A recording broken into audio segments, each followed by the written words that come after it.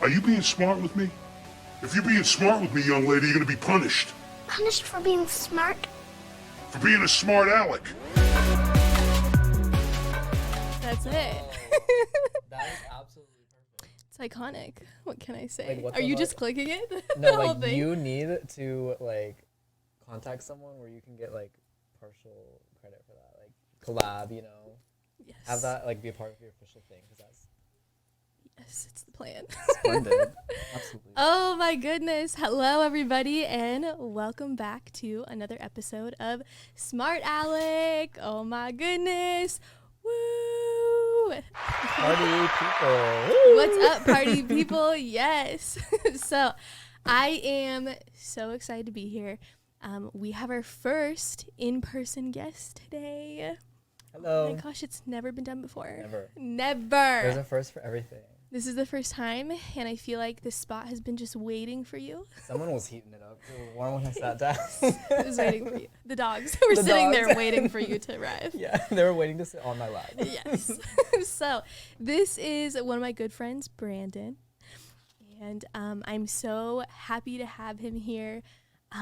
We have a lot of great, fun topics to get into. We're going to talk about some juicy things Kinda today. scared.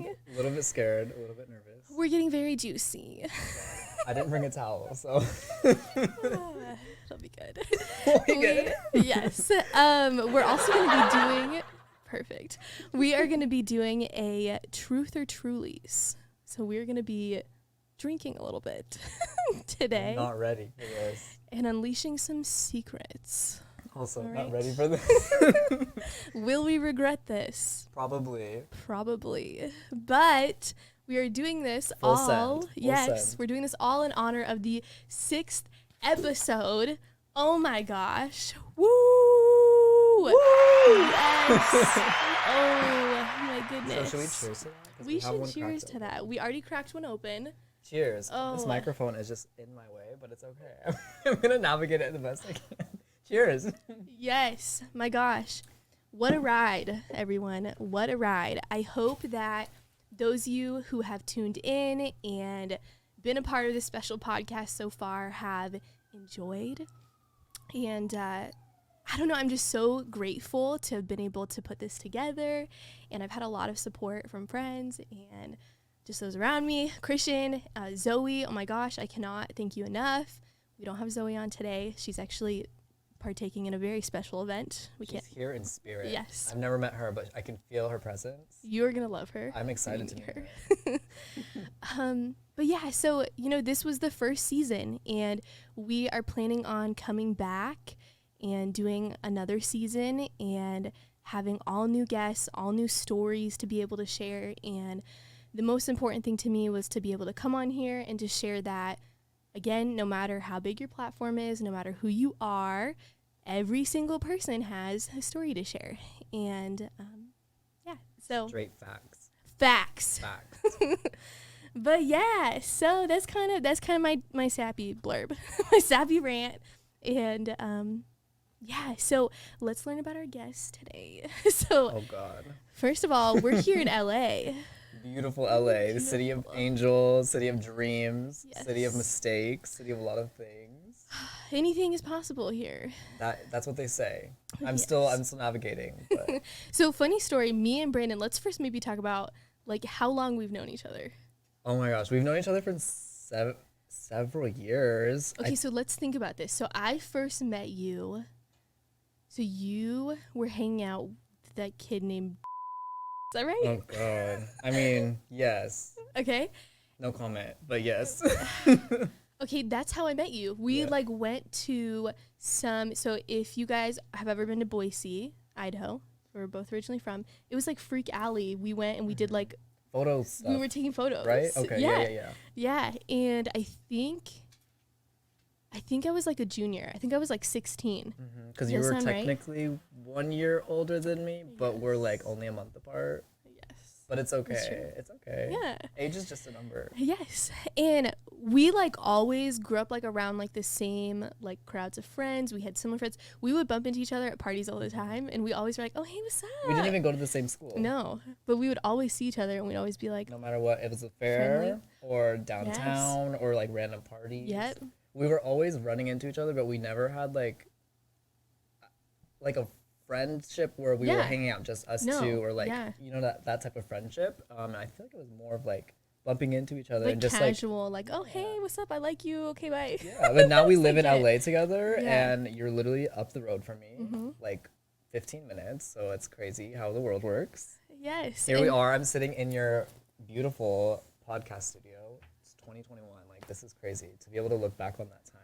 Oh my God. Seriously nuts. Because honestly, we had just moved here and I like really wanted to connect with some friends, and Brandon was here. And so that's really when we first started hanging out. Yeah. And we started going out, having some wild nights together. Every time I go out with Brandon, You wild nights. I lost my ID every single time. He would get Pickpocketed. Oh my god. say it. We can't even keep. Yeah. We can't even. Let's just not put that out in the universe, because like one time is enough for us. That was it. No, we've exhausted our amounts of times of losing our shit Yeah. and getting items. And this is to the future of not losing our shit or getting stuff stolen. from Yes. us, okay? No more losing our shit. I'm writing This it is down right here. We're putting it to the universe. That's over. Period. That ship has sailed. But yeah, so it's crazy that we're both potato babies, Idaho babies. We're and spuds. Yes, and we both ended up here. So I kind of want to learn more about like your story of coming here. So like, let's talk about that. Why did you come here? And we can just kind of gush over like, what the fuck? What are we doing here? Like, Oh my how did we gosh, get here? How did this okay. happen? Where do I begin? I guess I should begin in where when I was younger, I always had the dream of living in LA, but I think the mindset when I was younger was more of like, I want to go to LA, like that's where everyone goes to be someone, to do what they want to do, like everyone seems so free there, blah blah blah.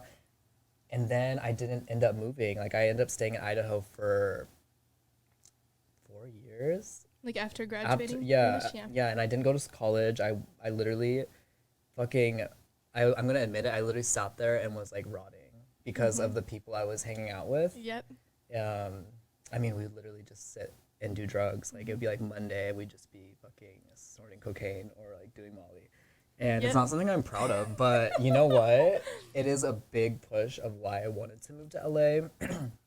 And honestly, when I tell people this, they're like, why would you go to LA? Like there's so much more of that there. But it's also like, I don't know anyone versus like Boise, like it was all friends like I graduated with, I had grown up with, like we were all so comfortable with what we were doing that it Yeah. was like no one was like, let's not do this. Like this It's is probably enabling not each good. other. Exactly. So my sister actually, she was like the one who like was like, Brandon, you need to get your shit together. Like you're 22 almost. Like what are you doing? Like, and I'm like, you know what? Let's go to LA.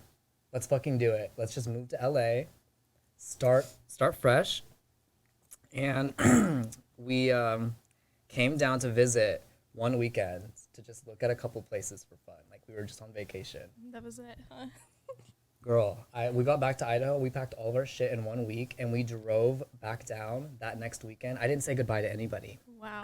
I literally just packed my shit and I was here. I had like $3,000 saved. Wow. Oh my Three gosh. grand, and I'm moving to LA. Like And no job lined up. I had a job, so Okay. this is with the job. I was working at a Nordstrom rack, Okay. which in Idaho Love that. they treat it like a real Nordstrom. When I got transferred here, they transferred me to the downtown store Okay. for a little just a taste of what that was like. My first day, I parked and I was walking to work. Literally a couple on the side, in the middle, everyone walking, just heating up a spoon, like ready to fucking shoot Oh. up some heroin. Very And good. That's I was like, fun. great, what did I get myself We into? don't condone that. No, no heroin here. No, not even once, they say. But yeah, so that was my first, like, holy shit, like, what did I get myself into? Because And I'm- that's so different from Boise. Right, you don't see that. Like No. you don't really even see a homeless person there. Like, and if No. you do, like, there's like they're doing their own thing. They're not like being irate, Yeah. like Erratic, crazy, right? erratic. Yeah. Whatever. You don't have to Yeah. worry about them really. Yeah. Like here, I feel like I'm so scared because I never know what's going through their head. Yeah. Um, Because they honestly like are some of them are actually dangerous. Yes. Like really dangerous. Yes. And I'm not like trying to like talk bad about like the homeless community, Right. but in LA it's such a crisis that the amount of homeless people here is due to mental illness, and they don't have help, they don't have tools, no one here is helping them. So like it's not their fault at some point, you know what I mean? Like it's just like for me, I don't know what they're gonna do. So I here that was one thing for moving here, like not being comfortable with that, but I'm so used to it now. Like literally I brought my friends here to see my new apartment, and it was the first time we're walking. Friends from here or from friends Boise. From... Oh, okay. So like my two really good girlfriends, they were coming for my birthday. Ones I know? Carly. Okay, is one of them, you know. Okay. The other Yes. The other one's Piper. I don't know if you know her. You might have seen her on my stuff. I'm not sure that I know Piper, but she brown hair. She has brown hair. Blonde hair. Oh, I don't know Piper. Okay, that's okay. Anyways. Hope to meet you one day, Piper. Right? Anyways, so they came to visit me, for my birthday. And I'm showing them my brand new apartment for the first time, and we're walking like up to the door. It's like noon, and there's just a homeless guy shitting. Like, Oh my I'm like, God. I am so sorry, you guys. This is not every day.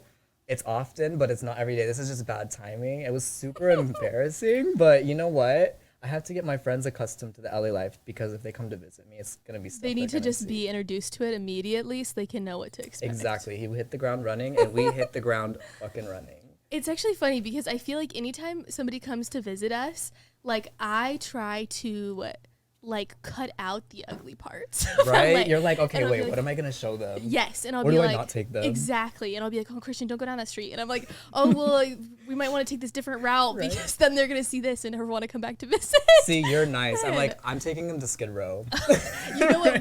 We started doing that now though. You gotta prepare people. Yes, because it was like our first, like my friend Lexi. I don't know, you've met Lexi before. I have. Yeah. She's from Boise, right? Yes, Okay. yeah. So when she first came here, I was like, oh, we're just not going to show her any of that. We're going to like censor it and make it just this beautiful, amazing trip. And then she's going to move here. But And then when she like, moves here, she's gonna be she's, what scared. what is Yeah. this? But then we started like being like, okay, all right, we got to jokes up. We got to show you everything that's here. And Prepare so, her. yeah. So now anytime that somebody comes here, we do show them. Like my mom came to visit and we were like, Mom, you want to check out Skid Row? And my mom was like, what, Skid Row? And we're like, get ready, Mom. We're going to Right. take you. Lock the doors. Yeah, and we drove her right past Skid Row. Oh, for those of you guys who are listening who don't know what Skid Row is, Skid Row is like this. How many blocks is it? Christian, don't you know? I think it's like 20 blocks. It's It's gotta be big. I mean, I heard that the population there is literally of a small city. Like, it's 16 to 20,000 people. I So- think it's like 40K. Oh my god. Since the pandemic, I'm sure like it's gone up, but they say it's like it has its own ecosystem down there because of like all the garbage and like That's mind blowing. right. So It's that sad. yeah, It's that so just sad. shows you like really how bad the homeless situation is here. But oh my gosh, like you saying like that your friends came to visit and just like right off the bat them seeing like some hobos doing some Balls like out, taking a shit. anytime we go down to like where do we go? It's Little Tokyo, Oh my right? god, that's bad too. Every But it's so time. cute there. Oh, you just got to get past it. You got to close your eyes and just walk quick. Plug your drive- nose. Don't think about No, it. just straight forward. Just keep going. Don't look back. Put your head down. Keep going. Put your purse tight. And we see all the time people doing crazy shit. We see like people injecting shit into their toes. I saw that and I was like, oh my God, we are not in Boise anymore. Definitely not in Kansas. Holy shit, what the fuck was that? There was another time we were getting boba in Little Tokyo as well. Oh my god, that spot you took me. Yes. Oh my God, did you know it shut down during the pandemic? No. Yes, it didn't make it. That's I'm so sad. depressed. R.I.P. Yes, moment of silence for that Moment of place. Okay, but so that place we had gone to get boba, and I think was it when Brittany was with us? Christian, do you know? I guess it doesn't matter. I don't think so. I think one of my friends was with us, and this homeless dude pulled down his pants, dicks out and everything, and just ran straight down the middle of the road with his dick out, just flopping around. And the craziest thing to me was that nobody was phased. Right. Nobody even flinched. Nobody looked. Everybody, there's people, moms with their strollers. They It's just a normal thing here. So normal, It's and- expected almost. yeah, and I feel Like like if someone's not out naked swinging their dick around, it's not a normal day here. It's not LA. No. Where are you? Not LA. Yes. So like I feel like I'm coming up on my second year living here, but we did run away to Idaho for like 7 months. Dude, I did too. During the pandemic, it got way scary Yes. here. Oh my god, it was tell me what you were experiencing. Oh my god. Well, first of all, it went from like being the most chaotic, not even like it would be chaotic if I had just moved here, but like I was used to it and accustomed to the life. So it wasn't chaotic, but it went from being chaotic to like a ghost town, and it was terrifying. Like the roads, there was Yeah. nobody on the roads, Nobody. like nothing. I could get places in 20 minutes Yeah. that I would take an hour with traffic. And I was like, okay, so everyone's moving out of LA. That's good. But no, people were just staying home like they should be. Yeah, good on LA. Except and then we're on the road. Yeah, Okay. yeah, literally. We were going to the grocery store. Yeah, and essential shopping. No, but I drove my ass to Idaho, actually just cause. So the thing is that is, I didn't want to go really. I wanted to stay home. You wanted to stay here? I Really? did because I was scared that if we went to Idaho, we would get stuck there. Oh, that you would give up on your dream here. Exactly. I was scared of that too. And it's crazy because the whole time we were there, like his family is so amazing. Mm-hmm. Like I love them. But you know, they missed us so much because Right. when Christian was in the service, we lived in North Carolina for You like didn't see 5 them. years. Yeah. And so having us home, they did not want us to leave. And so everyone for like 7 months was trying to convince us to pack up and leave here. People were saying like, hey, you know what? Looks like this isn't going to end for a while. How about it's time? How about we go down there and we pack up your stuff and we give this up? And I was It's like defeating, like when you have your close family, like being like, you know, like just call it Yeah. a day. But And I it's was like, like- no, I don't want to call it a day. Like it's not our fault the pandemic is No. happening. I was like, no, like I went out there to do something. Like I had it, like, I'm not going to just Give up, I didn't right? even get a shot at trying. Exactly. And so I had like to tell Christian, because it came up on like our lease ended and then it was like, well, our apartment's still there. We made a decision to pay for our empty apartment, which I'm sure you did too, right? Yep, I had to. I mean, what's scary about that is if you give up your apartment, now you have to hope that you can find a new apartment after all this mess ends. And I was already so like I had just gotten Which the place. is super hard to find. Yeah, a in place. general. So I was like, You I had just been moved in there here. at the beginning. Yeah. I had been there maybe a year, and I had just settled in. Like that was my foundation that I had started building for myself. I mean, it's nothing crazy, but I'm living alone. I do everything pretty much by myself, and I feel like I am proud of that. Looking back at where it came from, and I would hate to just like throw that away and have to cross my fingers that I could resituate Build it myself. again, yeah. Exactly. So I thought, you know, I want to stay here. My sister wants me to go with her. I don't want her to drive alone because she was driving. So she convinced me to tag along with her. And fuck, I didn't think it was going to be as long as it was. And it was like months were going by. Yeah. And I'm like, damn, am I ever going to go back to my place? Like, I'm still paying and I still want to go back. But am I going to be able to? And luckily it got to a point where my work did open and they called me back, and I literally never thought that I would see that day because it was so long of like just sitting in like stagnancy, you know what I mean? Like not knowing what to do, where to go. There's nothing to do or that you can, you know what I mean? Yeah. I mean, I think the other good thing, or big thing, not good thing, but another big thing to mention is the fact that like your work did shut down. And so you were having to like pull yourself through all of that stuff too, which I know so many people experience that. Christian got laid off. I ended up getting demoted through the pandemic. We were like, everyone kind of had to have their own like mental shift of deciding like, okay, first of all, what's important to me? Like, what are the things that like I'm not willing to give up? What are the things that like really matter to me? Yeah. Well, things that you've worked for too. Yeah, Like not like- just things that you already have, but things that you like had to do real hard work to get, you know? Yeah. Those things are things you should treasure because it's something you should be proud of. You don't want to like give up something you worked or felt like you worked hard on and you're proud Yeah. of. I feel like it's so important to like follow your heart. As cheesy as that is. But No, like, for real. You sometimes by following your heart, you find out more about yourself yeah. because you will try something that you never would have let yourself try before, and then you're like, oh damn, actually I really enjoy this. Yeah. I feel like the crazy thing too is like, I love that it's becoming more common for people to be like, okay, this job or whatever XYZ no longer serves me. You know, I'm ready to live my true authentic life. Where like I feel like generations who are older than us, that was out of the question. They're It like was already sucked up by the corporations. Yeah. And, like that work ethic that was installed in America. You know what I mean? Yeah. Like now, like what we were talking before, like you don't need to have a degree necessarily to do what you want to do. You can do almost anything. Yeah. Whatever you want. The only person stopping you is yourself. You know, I could sit here and be like, you can't do this podcast. And the only reason why you wouldn't do the podcast is because you let my words affect your decision. Exactly. It's crazy. It's crazy. It's nuts. But anyway, yeah. So I know, right? I'm like, we wait, just what went was on like that? a big rabbit. Big rabbit. But that was good. Like, I think that we both do come from such similar, like, I feel like mindsets and like, just even when we were talking in the car before we got here, we were just talking about the fact that me and Brandon never even really like, even though we grew up around the same circles, there's so much still we have no idea about each other. Like so many stories that were happening like cohesively near each other, like growing up in Boise, but we've never heard them. Right.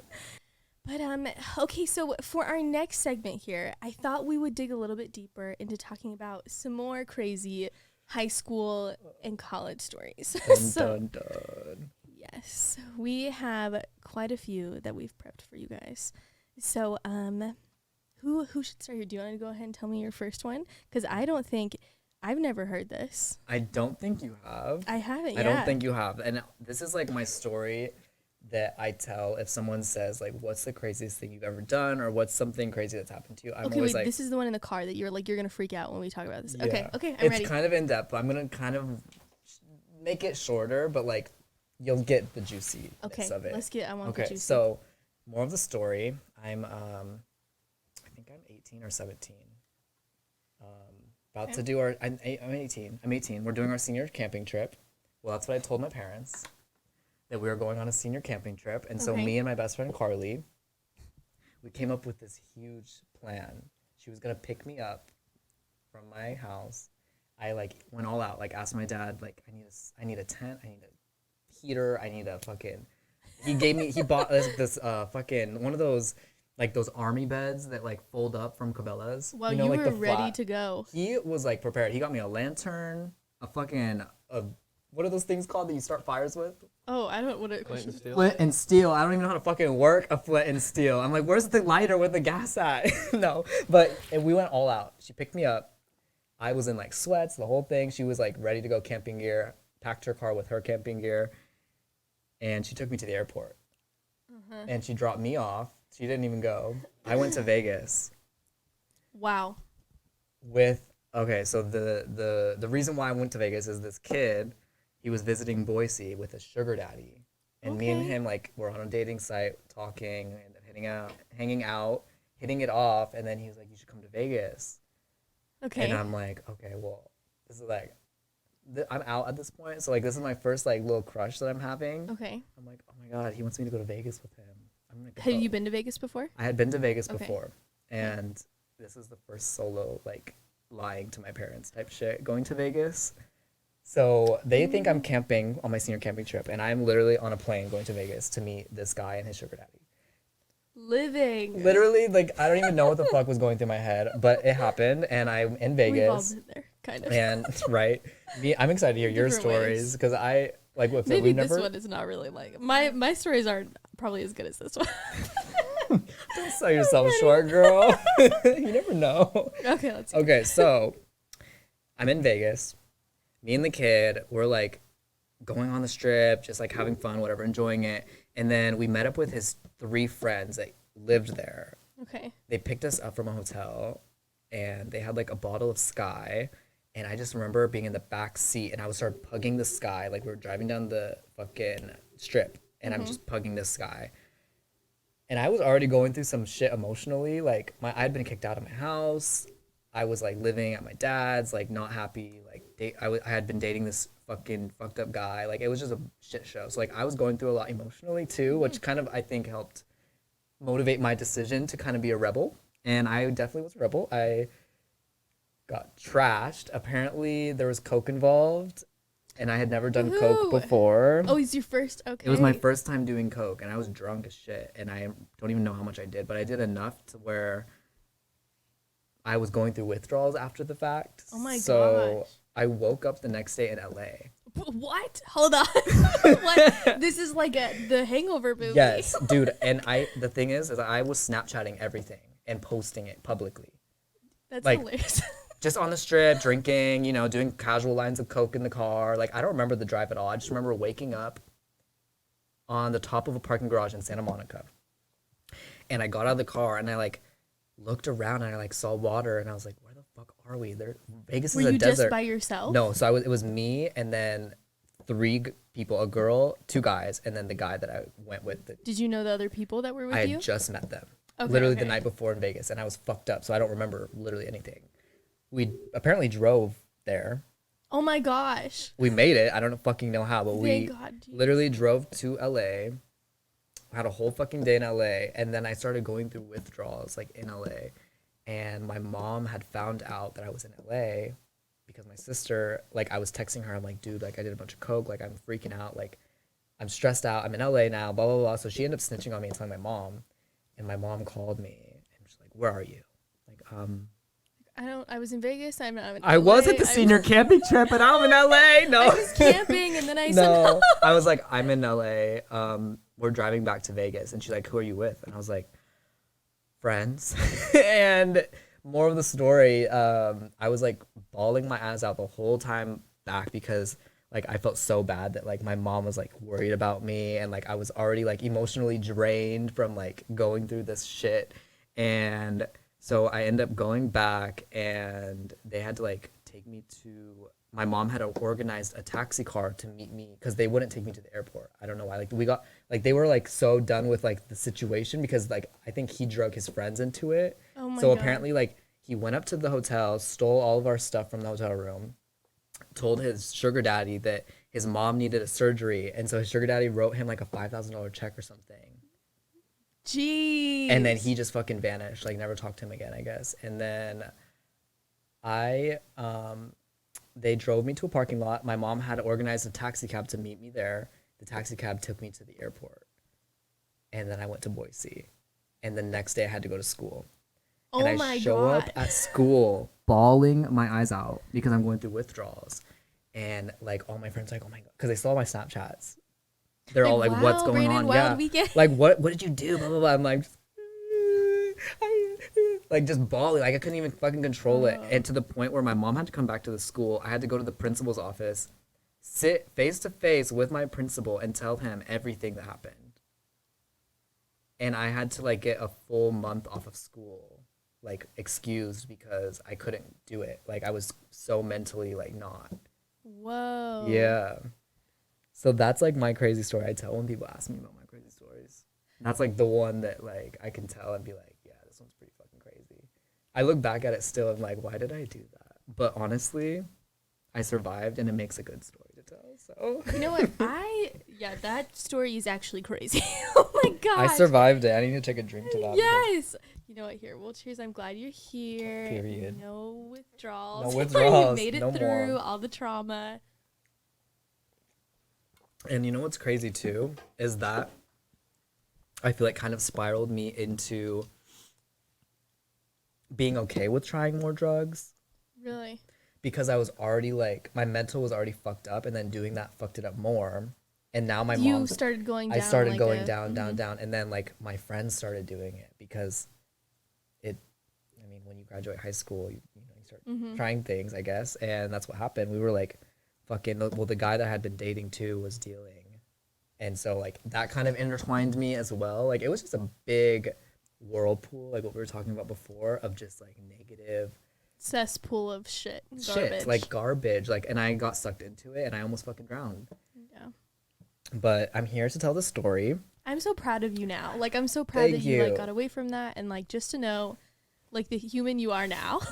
Like It's crazy too because I feel like surface level people see me and they would never expect something like that I even would do drugs like that, Mhm. or like that I would even hang out with these people. And it's you never like you can't, like they say, don't judge a book by its cover. Like everyone has a story that makes them who they are. And I think that if I wouldn't have gone through what I did, it wouldn't have pushed me to get out of there. Yeah. Also, you know what I mean? How did you like so you said after that, you know, you started dealing with withdrawals, and then pretty much you got a month off from school and you were dealing with all the kind of trauma of all that kind of shit. How did you pull yourself back out of that? Like, when did you start seeing like, The okay, light? yeah, like I want to know that. Okay, too, so from that crazy story.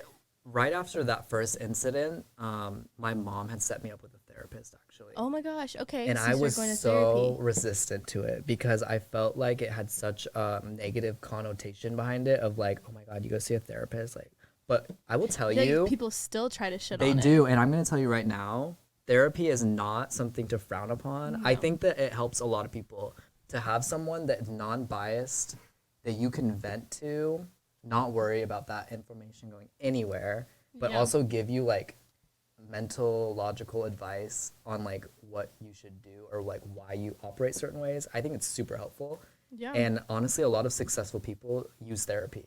I Good. will say I use that as an example because a lot of these people that are billions of dollars, they all have therapists, and Yeah. it's not something to be frowned upon. I think it's great to have a therapy session that you can just like free yourself in your mind. You know what I mean? Yeah, I mean, I think the crazy thing is too is that like therapy literally will point out like why you are having these certain, you know, behavioral patterns or like why you react to things in a certain way. It And a makes you become aware. yeah, and then like even a lot of times like those patterns that you have come from childhood or past trauma, and you may not even know, like it gets like passed down. Yeah. And until that person who it keeps getting passed down until somebody finally goes, okay, you know what, I see some issues here. I think I want to just, you know, be able to grow and identify these things, so when I have kids or whatever happens next, maybe if you don't even want kids, you just want to kind of overall break the cycle, yeah, break right? the cycle, learn how to, you know, deal with your emotions in a different way and learn how to process them in a more healthy way.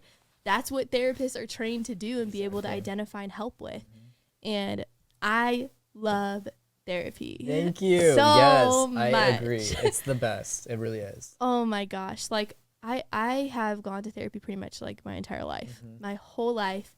And I think it's just so beneficial. We go to marriage counseling. Yeah, We why go to not? Even marriage if you're not counseling. going through shit, Yeah. you will find out stuff about yourself or the other person that will make you better understand like Yes. why he might say something certain ways or why he might operate certain ways, and you're like, okay, that makes sense. I'm gonna not butt heads with him because I can understand now like where he's coming from or why he would say something like that. Yeah. You know? Especially like I tell everyone, because we did like get married so young.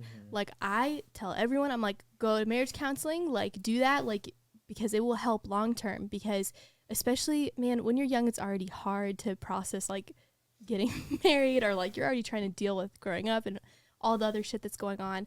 But you know, also now you're trying to navigate a relationship that you've committed to long term, and that person has their own demons, you have your own demons. Like nobody's perfect, you know.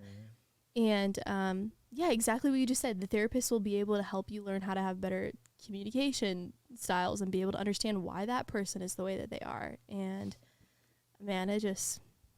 Something else. It's something else.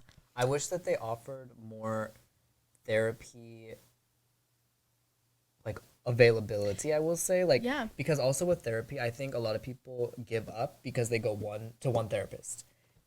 You need to find someone that you can connect Like resonate with and be able to Exactly. really. Because you're not going to do that with everybody, and sometimes like it took me like 3 or 4 therapists really Yeah. to hone in and be like, you know, you're someone I can vibe with and I can like literally just sit and talk to like another human and not worry that you're going to judge me. Because the first counselor that I got, he was religious, so he had a very jaded opinion, which kind of made me irritated. We would butt heads a lot because he would say something based off of religion. It was hard for him to fully understand It wasn't you off because of like his logic, right? I'm like, okay, you're going off of a belief, not off of like mental awareness type stuff. Like you're going off of like biblical type thing, and I was just not vibing with me because I was trying to like get real. I'm not saying the Bible's not real, but for therapy, I think you do have to separate the idea of a belief and the idea of like your mentality. Yeah. 'Cause it's two different things. Man, you know what? We actually got so much deeper than I even thought we were Right. gonna get. But it's really good because I feel like that's that's what I love about podcasts, because I feel like it gives you a moment to like really be like vulnerable, but also be silly and like, Yeah, this is something that's low-key, like, I like it because I'm stepping out of my comfort zone in the vulnerability aspect that you mentioned. Like, you actually are getting like pretty. I know, I'm like, oh pretty my God, open I've here. never, like, there's a camera right here. I'm not just talking to a friend. Like, You're doing so good. I try. But like, I do think that it's so important because, you know, it's really easy to feel alone. Like, it's really easy to feel like maybe you're the only one who's experiencing certain things. Especially even like now we're talking about like mental health stuff, mental health things that, you know, we've experienced, going to a therapist. Like, so many people can write that off as like taboo or whatever. And so having like real honest conversations about it and being vulnerable enough to share your experiences is what's going to help other people feel less alone and feel more comfortable to pursue like getting help or I don't know, just feeling Inspire. Yes. I was inspired. I mean, shit, like, like, before, I feel like another thing with me was I was so shy and timid and not comfortable with who I was. And, like, as soon as I came out, I became so, like, free. Like, I just didn't feel, like, weight on my shoulders. I didn't feel like I had to worry about what I was saying, which is kind of dangerous because sometimes you're like, bitch, I'm out. Literally. This is me now. I suck dick every day. Yes. No. I want to circle back around and share some more like embarrassing stories, or like not really embarrassing stories, I guess, but just crazy high school stories, I guess, that I have. Yes, I want to hear too. yours. Mine are not nearly as deep as Brandon that he came prepared with. Mine are more just like stupid, like what that really happened type stories. And so I don't know, Christian, which one should I start off with first? Should we do like the passing out one? Because that's when you were there for. Yeah, we can do that one. I can help narrate. Narrate? Okay. All right, so where do we begin here? Okay, so I had a boyfriend. Okay. Well, I guess we weren't even together at this point. There was a kid in high school that I was really obsessed with for a very long time. Okay. And I always wanted to find like a way to try to like get us back together. We did date. And there was a Sadie Hawkins that was going to be going on. And I had convinced him to go to Sadie Hawkins with me. And Sadie Hawkins is where, of course, the girl asked the guy. Right? So I was like, oh, I'm going to ask him. We're getting back together. This is happening. Whew, let's do this thing. And so he agreed to go with me. And it was funny because Christian was just my friend at the time. So Christian ended up going with one of my girlfriends. And so Christian was there for this entire event. And yes, so the kid comes over to my house, and he did not tell me that he had been drinking prior to arriving at my house. And I didn't know that he was drunk already. Did you remember knowing that he was drunk already when he arrived? No, but I think he started drinking at your house, right? No. No? No. Okay. Later on, I found out he had already been drinking beforehand. So this is kind of why this happened. Okay, so he arrives, and him and I had never really drank before because he was really, really Mormon. So we drank quite a bit, and then we went to the Sadie Hawkins dance. And at the Sadie Hawkins dance, we're having a great time, whatever, we're dancing, and I'm like, oh my gosh, like we're definitely getting back together, this is happening. He passes out on the dance floor. On the dance floor. At your school. Eats shit at school, onto the ground. Okay? It wasn't even like a, oh, I don't feel good. Like straight dead weight to the It ground. was like knees buckled, oh no. He died right there. like accordion. Oh no. Yeah. R.I.P. Yeah. And this is a story I will never forget because it was so traumatizing. So he just like falls to the ground, and I'm like, oh my God, what happened? Like, is he okay? Like, oh my God. And the whole school, like there was this huge circle around him. Everyone's staring at me and him. Christian and my friend are just like, oh shit, like this is really going down. No. Like, what is happening? I already got an MIC by this point. I've already been in trouble. Like, I've already gotten in trouble for drinking underage. And I was trying to pick him up. I was like, come on, get up. I was like kind of hitting him in the face. I was like, wake up. He was literally not waking up. And all of a sudden, the vice principal starts pulling his hand. I think it was actually maybe it was the principal or the vice principal. I think it was the principal, right? I don't know. He was just dragging him by It his was either arms. yes, it was either the principal or the So vice he must have principal. known. He's like, okay, he's trash. Oh yeah, it was over for us. Right. So the principal starts dragging his ass out. Okay, and I am holding on to this kid's hand because I'm like, oh no, he's gonna get in so much trouble. He's Mormon. Like, oh, I roped him into this. Like, He's never gonna see me again. yes, I'm like, we're really not getting back together, Right. are we? He's being locked away. He's probably gonna be Yes. set on. I my need to stop talking because I'm gonna say some really offensive stuff. Like he probably got sent on a mission or something. No, that did not happen. Okay, but, that's good. But you got in trouble, I'm sure. Yeah. So, whatever. So he gets pulled out into the little like area in the high school, and my brain starts moving, and I'm like, oh my gosh, like I need to make sure he doesn't get in trouble. Like, what am I gonna do? Like, Right. I was scared for him, and so I end up deciding. Well, first, actually, I tried my first plan, which is I walked over to the principal, and I said, oh my gosh, I'm so sorry. So and so has been really sick with strep throat, and he didn't want to come out to Sadie Hawkins, and I forced him to come because I didn't want to go without a date. And then I like turned to him and I said, like, man, like I'm so sorry, like I didn't know you were this sick, and like I put on like a whole performance, and he's just like passed You out gotta do what you gotta on the do. ground. And I'm like talking to him like I didn't know you were this sick, and then like the principal was like, he was like, Miss Artis, I don't know like if you know this, but he's actually drunk. And I was like, I'm really drunk Like, too. what's alcohol? And so I went, and I turned to him and I went, you're drunk? He's like, yeah, bitch, you're drunk too. And I was like, how could you? I put on this whole performance. And there's kids watching this Right. happen. They're standing, Christian and our friend is standing there and they're like, she's so drunk. Like, how is she even doing this right now? Like, it was bad. So anyways, I step away and I'm like, okay, well, that didn't work. He's still going to get in trouble. So then I go to my next plan. Okay, so my next plan is I call my mom and I say, Mom, he got in trouble. He's really drunk. He just passed out. I don't want his parents to find out about this. Like, can you come here and pretend to be his parents? No, you did it. She did it? She did it. I'm dead. Wait, Mom of the Year? Something Where are the else to sparkles? note. We need sparkles for Mom of the Year. Come on. There we go. Mom of the Year, everyone.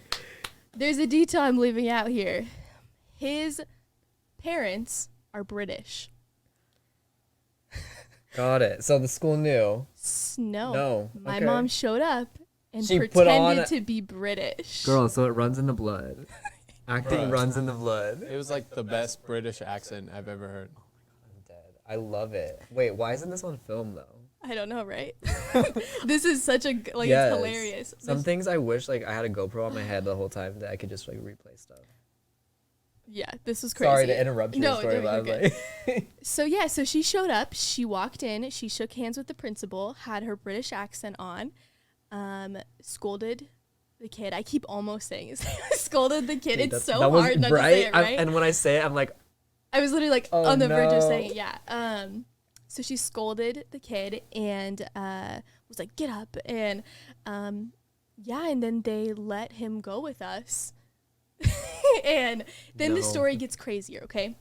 Because, of course, the school released him to my mother, who was not his mother. oh, so they're liable for. Yep, didn't check her ID, didn't whatever. So we don't know what to do because we pile him into the car.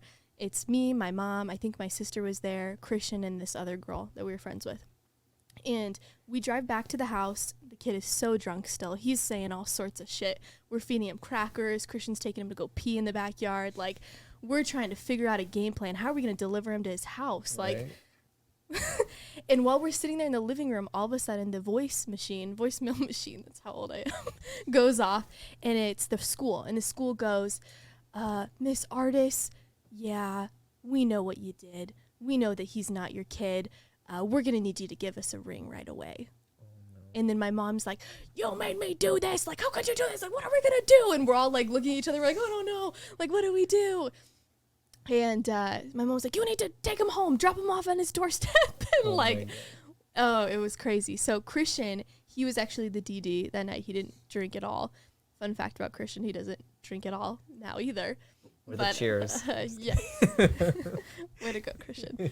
So, yeah, Christian drives and we're in the back seat. I think Christian actually took him up to his doorstep. What was that like? I mean, I can't really recollect what happened, but I just like knocked on the door, and I think his mom answered, and I was like, "Hey, Mrs. is your son?" Oh, No names. inaudible. I'm gonna blurb it out. Okay, what time is it? Not only a name, but a You last might as well name. say the even first worse. name. Yeah. Yeah. This is his address. I was like, okay. It's So okay. I walked up to the door and I knocked on the door and I was like, "Hey, Mrs. So-and-so, this is your son. Yeah, we picked him up from the school. Here you go." That was about it. I don't even know if I can't even remember if she was mad at me. I think she was just glad that her son was home. But that Monday was when things got a little bit more serious. Yeah, so it didn't end there. There was a whole investigation that ended up going into this, and his parents, I believe, had considered pressing charges on my mom for like impersonation, for like kidnapping. It was literally like crazy. Oh my God. And the SRO at our school actually started interviewing all of us. So like Christian went to a different school than me, and the SRO from my school actually went over there and interviewed Christian and was like, "What was your involvement in this?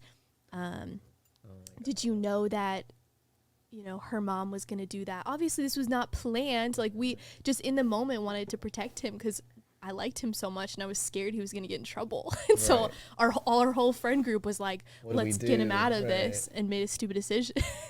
Can't believe my mom was such a ride or die though. But yeah, and then I ended up having to, like, I apologized to his parents, I believe, and then I ended up having to because the school made me write a letter apologizing to them, apologizing to his parents. Full And spiel. yeah, I did tell the principal, like, I'm so sorry, whatever. That's kind of it, right? Like, they started going to all the different schools and they started, like, interrogating Christian. They interrogated the girl that was with us. They talked to the kid that passed out. They talked to me. But, well, the girl went to my school, too. Oh, okay. And the kid that passed out went to my school, too. The only kid that went to different schools was Christian. Okay. But, yeah, they ended up not pressing charges. Woo! We love that. And I like stayed friends with the kid, so maybe that helped too. Right. But he did get in a lot of trouble. He got I think like an MIC also, and I think he went to the hospital because he had passed out. They don't fuck around at like school and alcohol. Oh no! I remember this one girl who I'll tell you the name later, but she brought a fucking bright pink beer bong. Okay, Like a beer bong. to dance. To school in her car. She left it out she had like a hatchback, and so like the plastic cover to cover the back. She left it on top of that purposely so like people could see. The counselor like saw it walking by her car, and she got pulled into the office to be questioned about it. They searched her whole car, and 2 of my friends' bags were in there that had like weed and grinders and shit, and they all got in trouble. Wow. Yeah, like MIPs and MICs. Oh, Had to go did to you ever court. get an MIC? I was good, but I was not good. Like I was good. I was You're smart good at getting about away with it? Yes. Not yes. me. Like I remember one time, I would always get caught by my parents, never the police. Like one time, me and that girl who I was really good friends with throughout all of high school, like my best friend, her mom wasn't like a parent. If you know those friends, like the parents just don't care what you guys do. Yeah, My mom didn't really. Yeah, that was my dad, and then that was this girl's Yeah. mom. So we literally there was a New Year's party happening across the street from my house, like a neighborhood across the street from my house. But she lived behind the neighborhood. So we drove my car to her mom's house, put vodka from her mom's fridge into like water bottles. Oh, drove back to this party, which we were like freshmen. No one there was drinking. We were the only ones drunk. We got fucking shit-faced, and they had like it set up in the garage with tarp everywhere, and I got on this like swivel chair, and I was dancing, and I went to jump off of the swivel chair, and the swivel chair like fell from underneath me, and I tripped over the tarp. I ended up almost breaking my ankle. Like, Is this in front it of was a like bunch of people yeah, too? like Good like times. might as well have fractured it. I was in a boot, like I was trying to hide it from my mom too. So like I go home, the girl's mom was there, and she knew what happened. I went home, and my ankle was really hurt. Like I had to get carried into the house type shit. And so she was worried that my mom was gonna get pissed at her for like and have her liable that I like twisted my ankle or whatever at her house. So she called my mom the next day while I was sleeping, and my mom came up into my room, and I was like laying up there till like 2 PM because my ankle was fucking hurting. She comes up, she rips the blankets off my ankle, and she's like, "What happened to your ankle?" And I'm like, because it's like this big. I'm like, "Nothing, Mom." She's like, "You can't sit here and look me in the eyes and say nothing is wrong with your ankle. Look at it. It's so swollen." Blah, blah, like freaking out on me. And she's like, has the phone. Like, I'm like, she's on the phone with someone. And I'm like, no, the girl's mom is on the phone right now. And she just told her everything that happened. So I literally was grounded for a month. I was in a boot for a long time. And yeah, I never got like charged, but I was always getting caught by my mom. Well, lucky you that you didn't Right. get charged. Right. Knock on wood. I did get charged once. I got charged for other things. Just kidding. So I got charged once, and I will share that story too. So I was 15. Yeah, It always starts young. Yes. And honestly, like, I hadn't even really been like a partier at that point at all. And there was like a bunch of like older boys, and they were like, "Oh yeah, like we're gonna go hang out and drink." And I was like, "Okay, yeah, Right. like all right." So me and a couple friends went with them, and we it's so stupid. It was like right by my house too, but they had parked their car in a like parking lot, and they just all got really drunk in this parking lot. And like I said, like I really hadn't drank a whole lot at this point, so once I started drinking, I was just gone. I was gone to another planet, no longer on this earth, like goodbye. And yeah, it was all fun and games, and then the cops showed up, and it was over. Right. But the worst part is, this story is really embarrassing. I am so lucky that nobody saw what happened. So we all sit down, and I was crying. It was such an embarrassment because I was like, oh my God, I'm gonna get in trouble. I didn't really know if my mom was gonna like, she at that point, if she was gonna be mad or not, or whatever the case was. But yeah, so we ended up having to call our parents. I lived literally across the street, so my mom came right over, and she was more just irritated that she had to come pick me up than anything. And I tell the officer, I say, "Officer, I need to go to the bathroom. I have to pee so bad. Can I please go off to the bushes and pee?" He goes, "No." And I go, "Okay." So I'm still standing there. You know, they're writing down our information. I'm like, "Officer, there was a market right there, literally right there, that I could have walked over and used." And I said, "Officer, can I please go over to the market there and just use the restroom? Like, I really can't hold it. Please let me go." No. I asked him probably like 3 or 4 times. And Dude, I would have ripped my pants off and started peeing right in front of him. So eventually I couldn't hold it any longer. There was no holding it. And I got so lucky because all of the older boys, they were like around the corner dealing with a different officer. And I was wearing sweats. Wearing like gray light sweats. I'm sure you can tell where this is going. Yeah. So eventually I say to the officer, like, "I'm sorry, officer, but I am going to pee myself now." "Okay, I'm peeing myself." And then I started peeing myself, and it like, oh my God, it was so bad. Like I didn't pee just a little bit, like I peed like a lot. Well, when you're drunk too, it's like next level. It was just never ending. And I remember my mom just going, "That's just fucking great." She was so mad at me. Like she was mad that I pissed myself. She's giving me embarrassment. Right. She's like, "Now you have to sit in my car." Yeah. And then Yeah, it was terrible because I ended up not getting my license because of that. Oh, no. Because you got a charge. Oh, Yeah. no. Yeah. So sad. It was sad. I ended up having to do community service. I do community Been there, done service. Yep. I had to pick up trash on the side of the road. With the vest. Yes. Okay, well, I will say you had a little worse than me because I was at the Y doing my community service. So it Oh. looked like I worked there, but I was really just. Dude, they made me do all sorts of shit. I had to pick up trash on the side of the road. I was a part of this thing called youth court. Yep. You like go And- to the youth ranches? No, so youth court is where like if you mess up once and you get caught, you get one time Mm-hmm. and you can do community service. You can like And it'll be like written off your record. Right, yes. right. And so I ended up having, it was actually crazy because I'm burping, sorry. But I ended up having to go to like court and we had to get in front of like a group of our peers.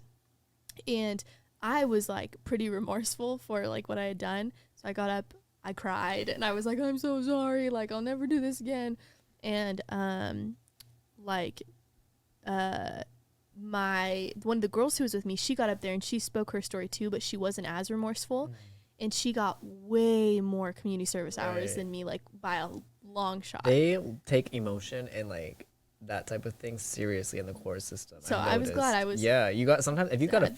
fake it, girl. I mean, I was fucking sad No, because I right, didn't I get know, my right. license and Right. I pissed myself. It was so embarrassing. Like I'm a mess. Yeah, I'm like, I send Just help. please, this would be the worst thing that ever happened to me. The last of it. I'm like, I'm gonna be a felon now. Like Right. that, whatever. And they ended up, because they knew I liked poetry and like art, right? Mm-hmm. So one of the things that they forced me to do was I had to write, I think it was 10 poems that had to do with not drinking alcohol, and I had to turn You're like roses are red, violets are blue.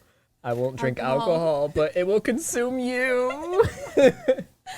So yeah, that was my MICs. Okay.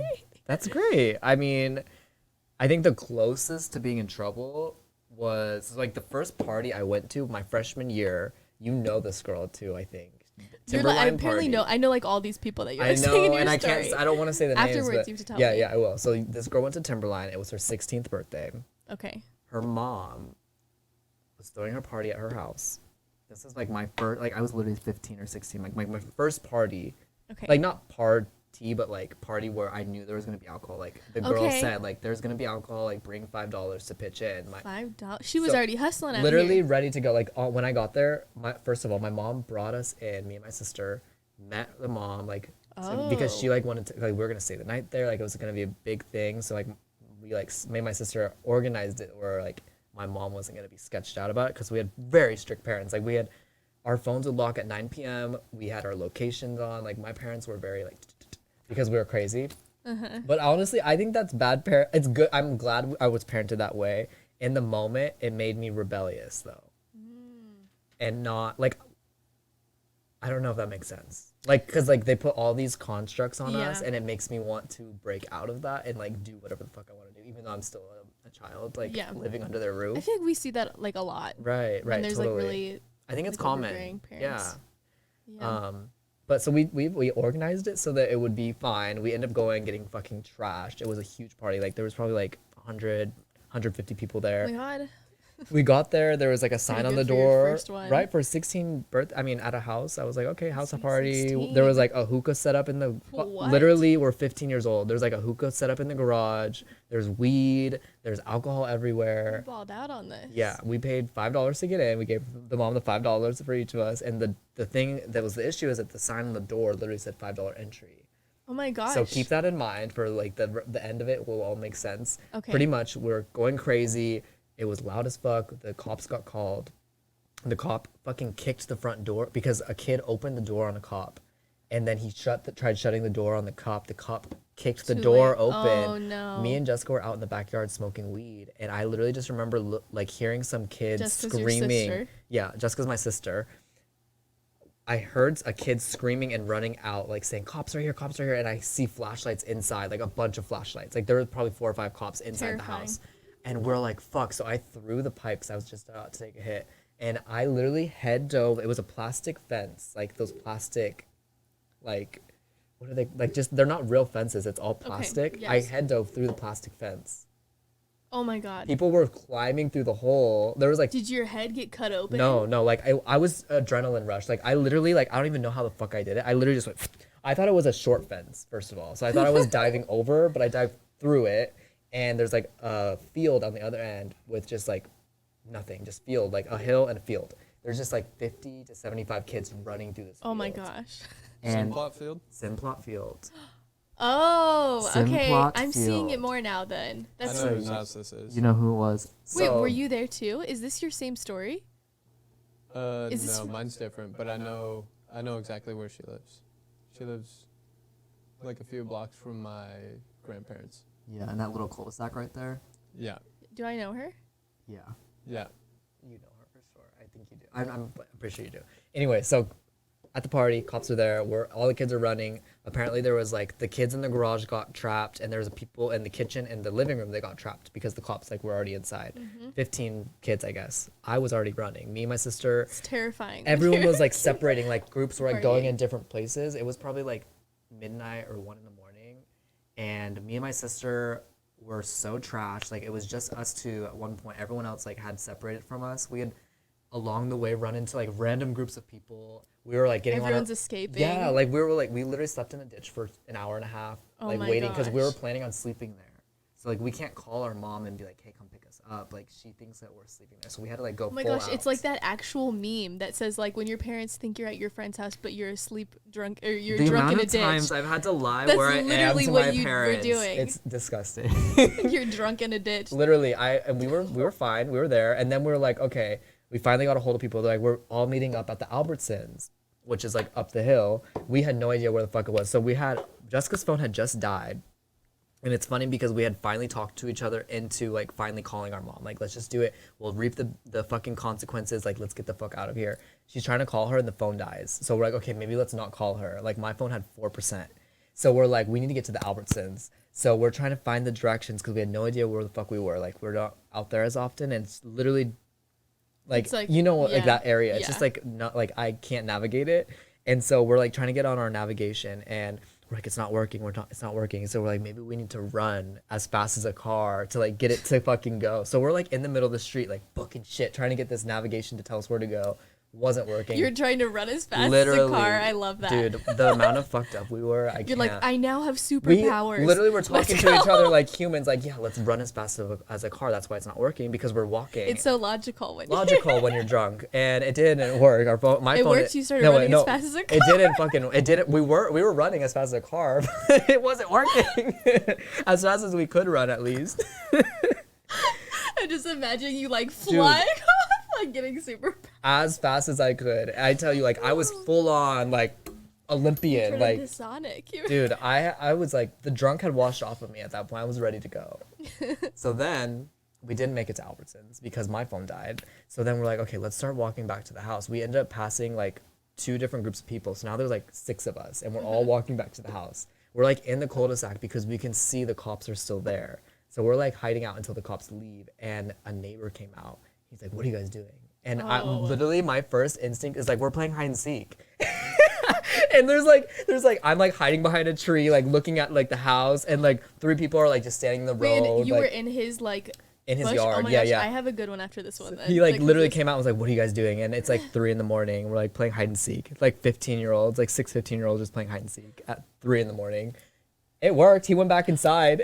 and Oh. then the cops finally left. And so we're like, okay, let's go through the back way. So we're like hiding on the side of the fence. We send someone in through the hole to go in to check what's going on. And the guy came out and was like, yeah, they're gone. Come in. We all like go up to this upstairs and we're all hiding in the closet. Wait, whose house is this? The girl's house that the party was at. Oh, so you guys we went back. Wow. We went back to the house and the cops were gone. Then the next day happened. We woke up and my mom came to pick us up like she had planned. And as we're leaving, 2 black SUV cop cars are pulling into the cul-de-sac as we're pulling out. Me and my sister just like looked at each other and we were like, wow, we just got out of there at like the perfect time. So my mom literally had no idea. Like this is the one time we got to hide it from her. And we literally just told her like last year or the year before, Oh, like you what had can- happened. wow. So what's funny is that this story made the news because the girl's mom put the sign on the door. She provided all the alcohol. They claimed she was running an underground nightclub Stop. How did I not hear these things? Right? You've heard It's this, literally Christian? in the Idaho Statesman still, I think. You've heard this?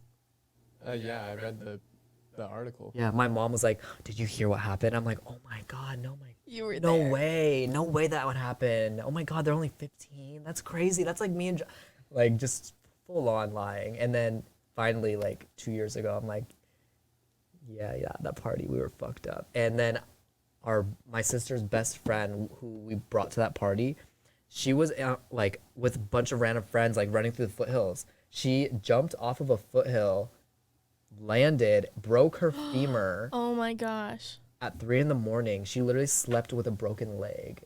Wow.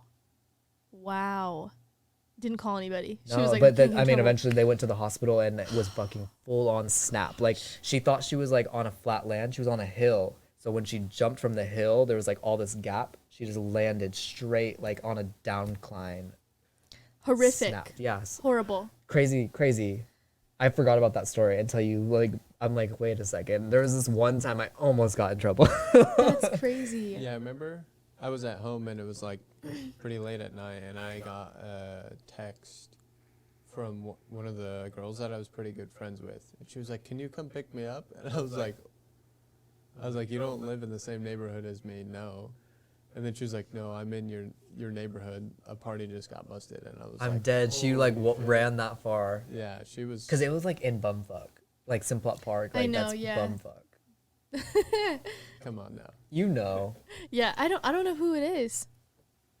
Type it on the thing. Type who? Maybe I'll remember. Maybe this You party will will. jog my memory.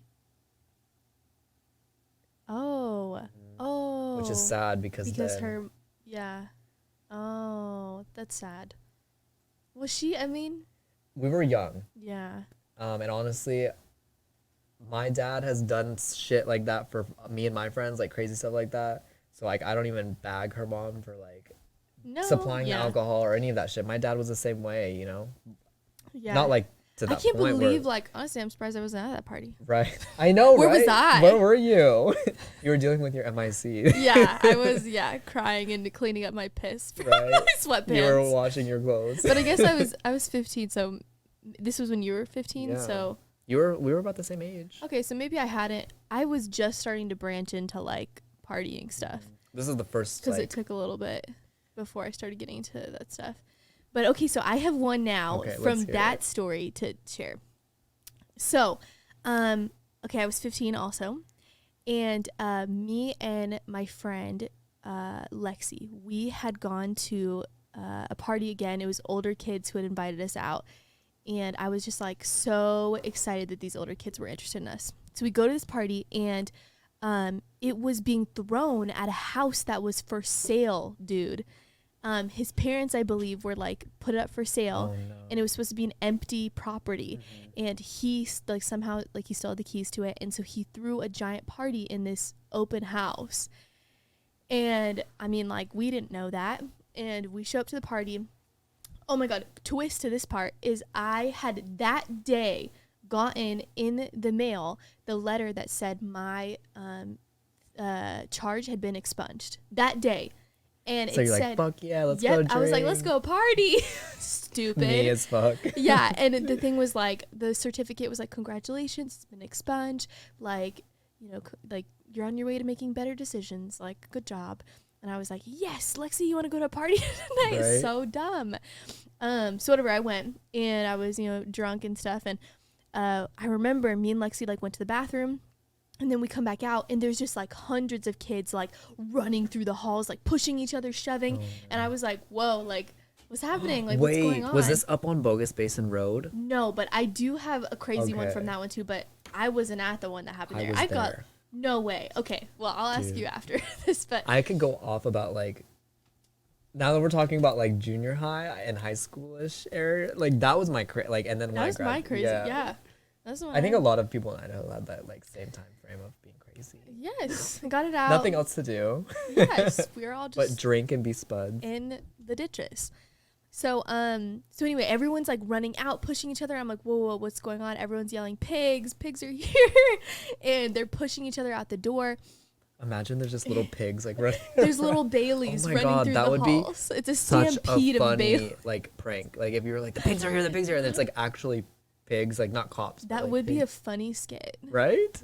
Dude, I have some ideas. I'm like, wait, I need to find a producer that I can like pitch some things Let's to. start filming. Yes, period. All right, guys, we gotta go. We're gonna start filming something else. Thanks for coming. But okay, so so they're yelling pigs, whatever. Everyone's like yelling and running out the back door, and there was like 2 fences like in a row that kids just like trampled through, and the fences were just like flat, like down to the ground because kids had trampled through them.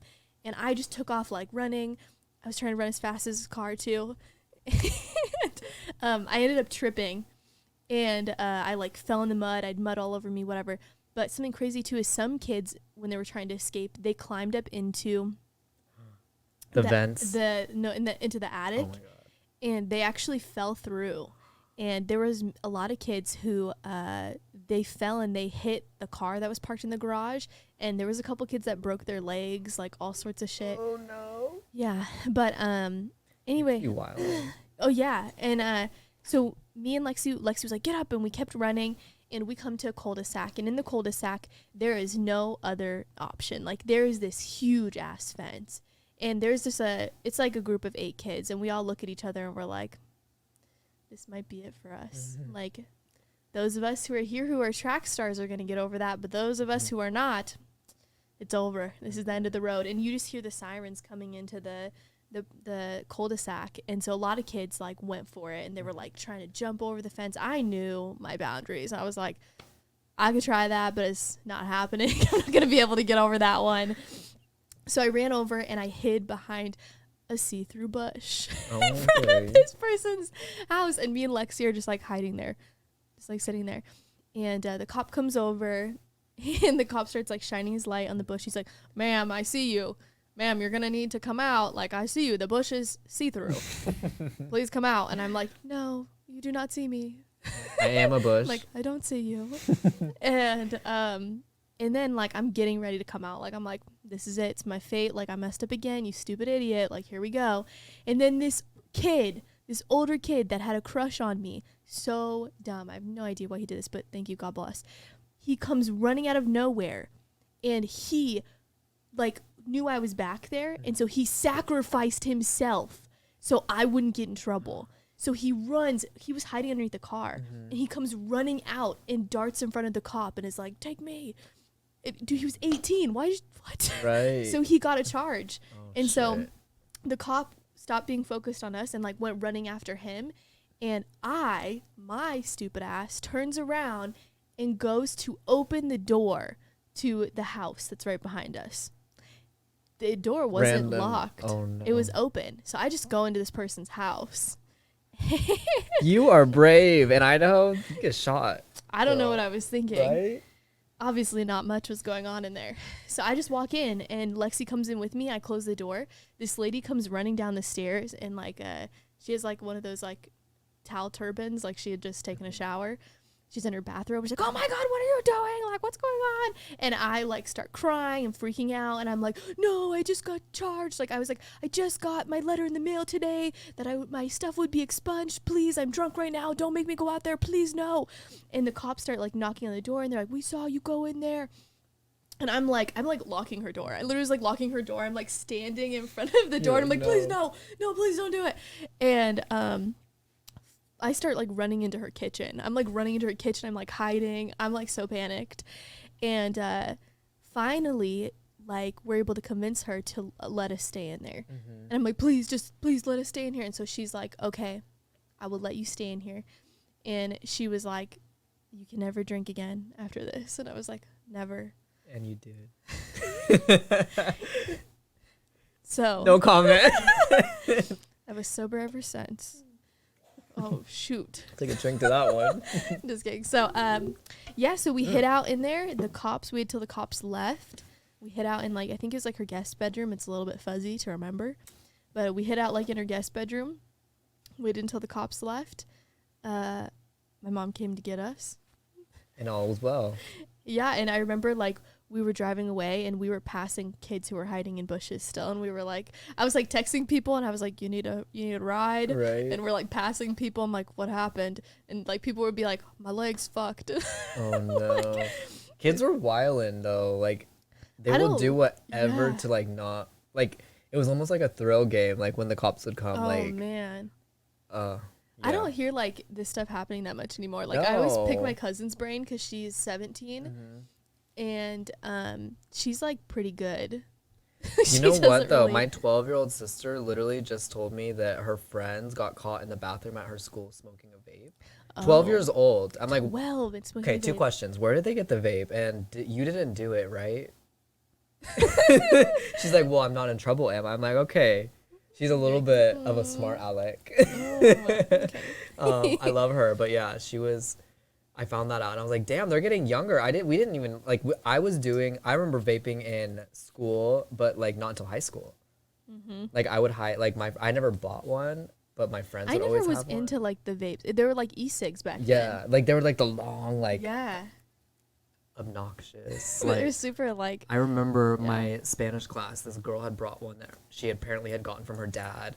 And she was like, yeah, it's 0% nicotine. Like, it tastes really good. You should try it. And they were all, like, hitting it in our Spanish class.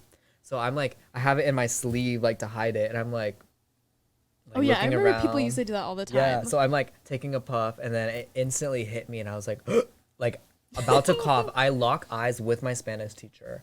And I pulled my shirt, like, above my face. And I started blowing the smoke. But it was coming through. And he was just, Oh like, my gosh, you're like, one "It's eyebrow over." straight up to the Great. fucking ceiling. He didn't say anything to me though, but he totally saw what was happening. So what happened was the flavor was cherry cigar, and it was like a 16% nicotine. After she had just told me it was 0 and it tasted really good, so I'm like, Great, oh, you're I'm gonna like, take "Thank a you." big fat hit. I want to make sure I taste all the flavors. Good times. At least I didn't get in trouble, but I was also not 12 years old. Yeah. So I really hope my sister is not like, I don't know. I feel like it's different now. It is. I'm trying to think. Well, actually, the first time that I actually ever drank, I was in 8th grade, and so I was 13. And I was terrible. I was so dumb. Oh my gosh, like I totally forgot this story actually. I'll share it really fast. So, I was with a bunch of girls, and we had gone to Camel's Back, and we had taken alcohol. Like the girl, she had taken alcohol from her dad. He was pretty cool. And oh dude, I was so stupid. We went there and we had all planned that we were all gonna for the first time get drunk together because we had never tried it before and we were so curious. And me, like, what the hell was I thinking? The one bottle we had of alcohol, I took it and I said, I'll be right back. And I drank the entire thing. I drank the whole thing. So you were gonzo. Yes, and I came back. I have no idea to this day, like, what possessed me to do that. Like, that is, first that of all, rebellious? so rude to my friends who wanted Well, to at least experience this you too. took the bottle with you. When we would sell alcohol, we would refill it with water. And then put it in the freezer and then it... Well, no, we had like an alcohol fridge in my stepdad's garage, so we would go in Oh. there. My sister would usually distract. I would go in there, grab the bottle. We would run up to my room, fill it up with a water bottle, and then I would put water like from the water bottle into it, so it didn't look like it was going down. But the problem was when my parents would go to drink, they're like, "This alcohol is so diluted. Like what the hell?" And I'm like, "Oh shit." And then they started catching on, so he literally put a padlock around his beer cooler, like his whole fridge. It had alcohol, like moonshine, like all the goods in there. He put a full-on padlock on his door with a camera. You're like, great, how am I going to That camera is still there, by the way. I was just home visiting. I'm like, oh, so you're still filming your fridge. That's great. Keep it locked up, Yeah. protected. That sounds pretty lame. It's Having to go through like a padlock. I would just go out in the garage and tell my mom I'm taking some beer. Yeah. Put it in my yeah. backpack I wish it and was walk. that easy. Yeah, I'd be like, I'm going over to Alex. I'll see you guys later. And I would just take beer and then leave. See, you had it easy. I had to do all these loopholes. I did once take from my sister. My sister is cray cray, and that's for another story sometime. But I did take from her one time, and I was so stupid. I filled hers up with water, and then I put it in the freezer. Oh, it doesn't And freeze.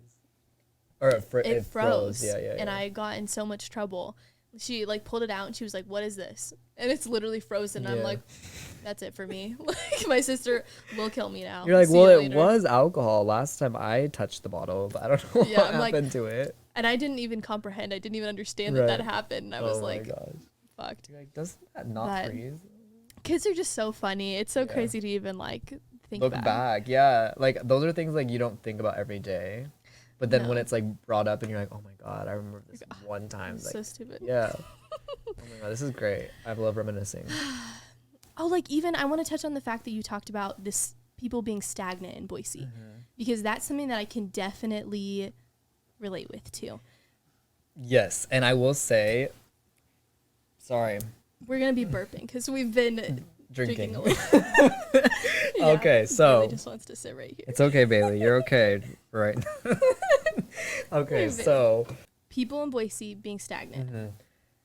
my opinion on it is that I was one of them, and in the moment when you're surrounded by a bunch of people with that type of mindset, you don't see it, and no one's gonna call each other out on it because you're so immersed in that mindset where like you're doing it with your friends, you're doing it with people you grew up with, you're doing it with people you trust, and at that point you're giving yourself the stagnancy because you're so comfortable with how that operation is. I didn't think that it was a big issue when I left. I was like, no, maybe I'm just thinking about it. Until I had lived here for 3 And you years. started going back to visit, and they're in the same spot. Same spot, same things, same people. Fuck, one of the kids I went to high school with, literally like church, high school, like known him, my best friend fucking dated him at one point. He went to jail for murder. I You know know what you're him. talking about. I saw this and I literally couldn't. Yes. Oh my so god. I have a crazy story about this because this kid, so Oh when my I was god. like, I was Yeah. mind blown when I saw this. dude, same. Like he was at parties all the time. Yep. He was like, Dude, okay, so I have a bunch of stories with this. One thing, me and him got arrested together when I was 15. what? I didn't even know Yes. you've been arrested. Yes, I mean, I went to juvie, but girl, I was in handcuffs, car, stayed the night in juvie, the whole spiel. I got charged with, so what happened was we were at the mall.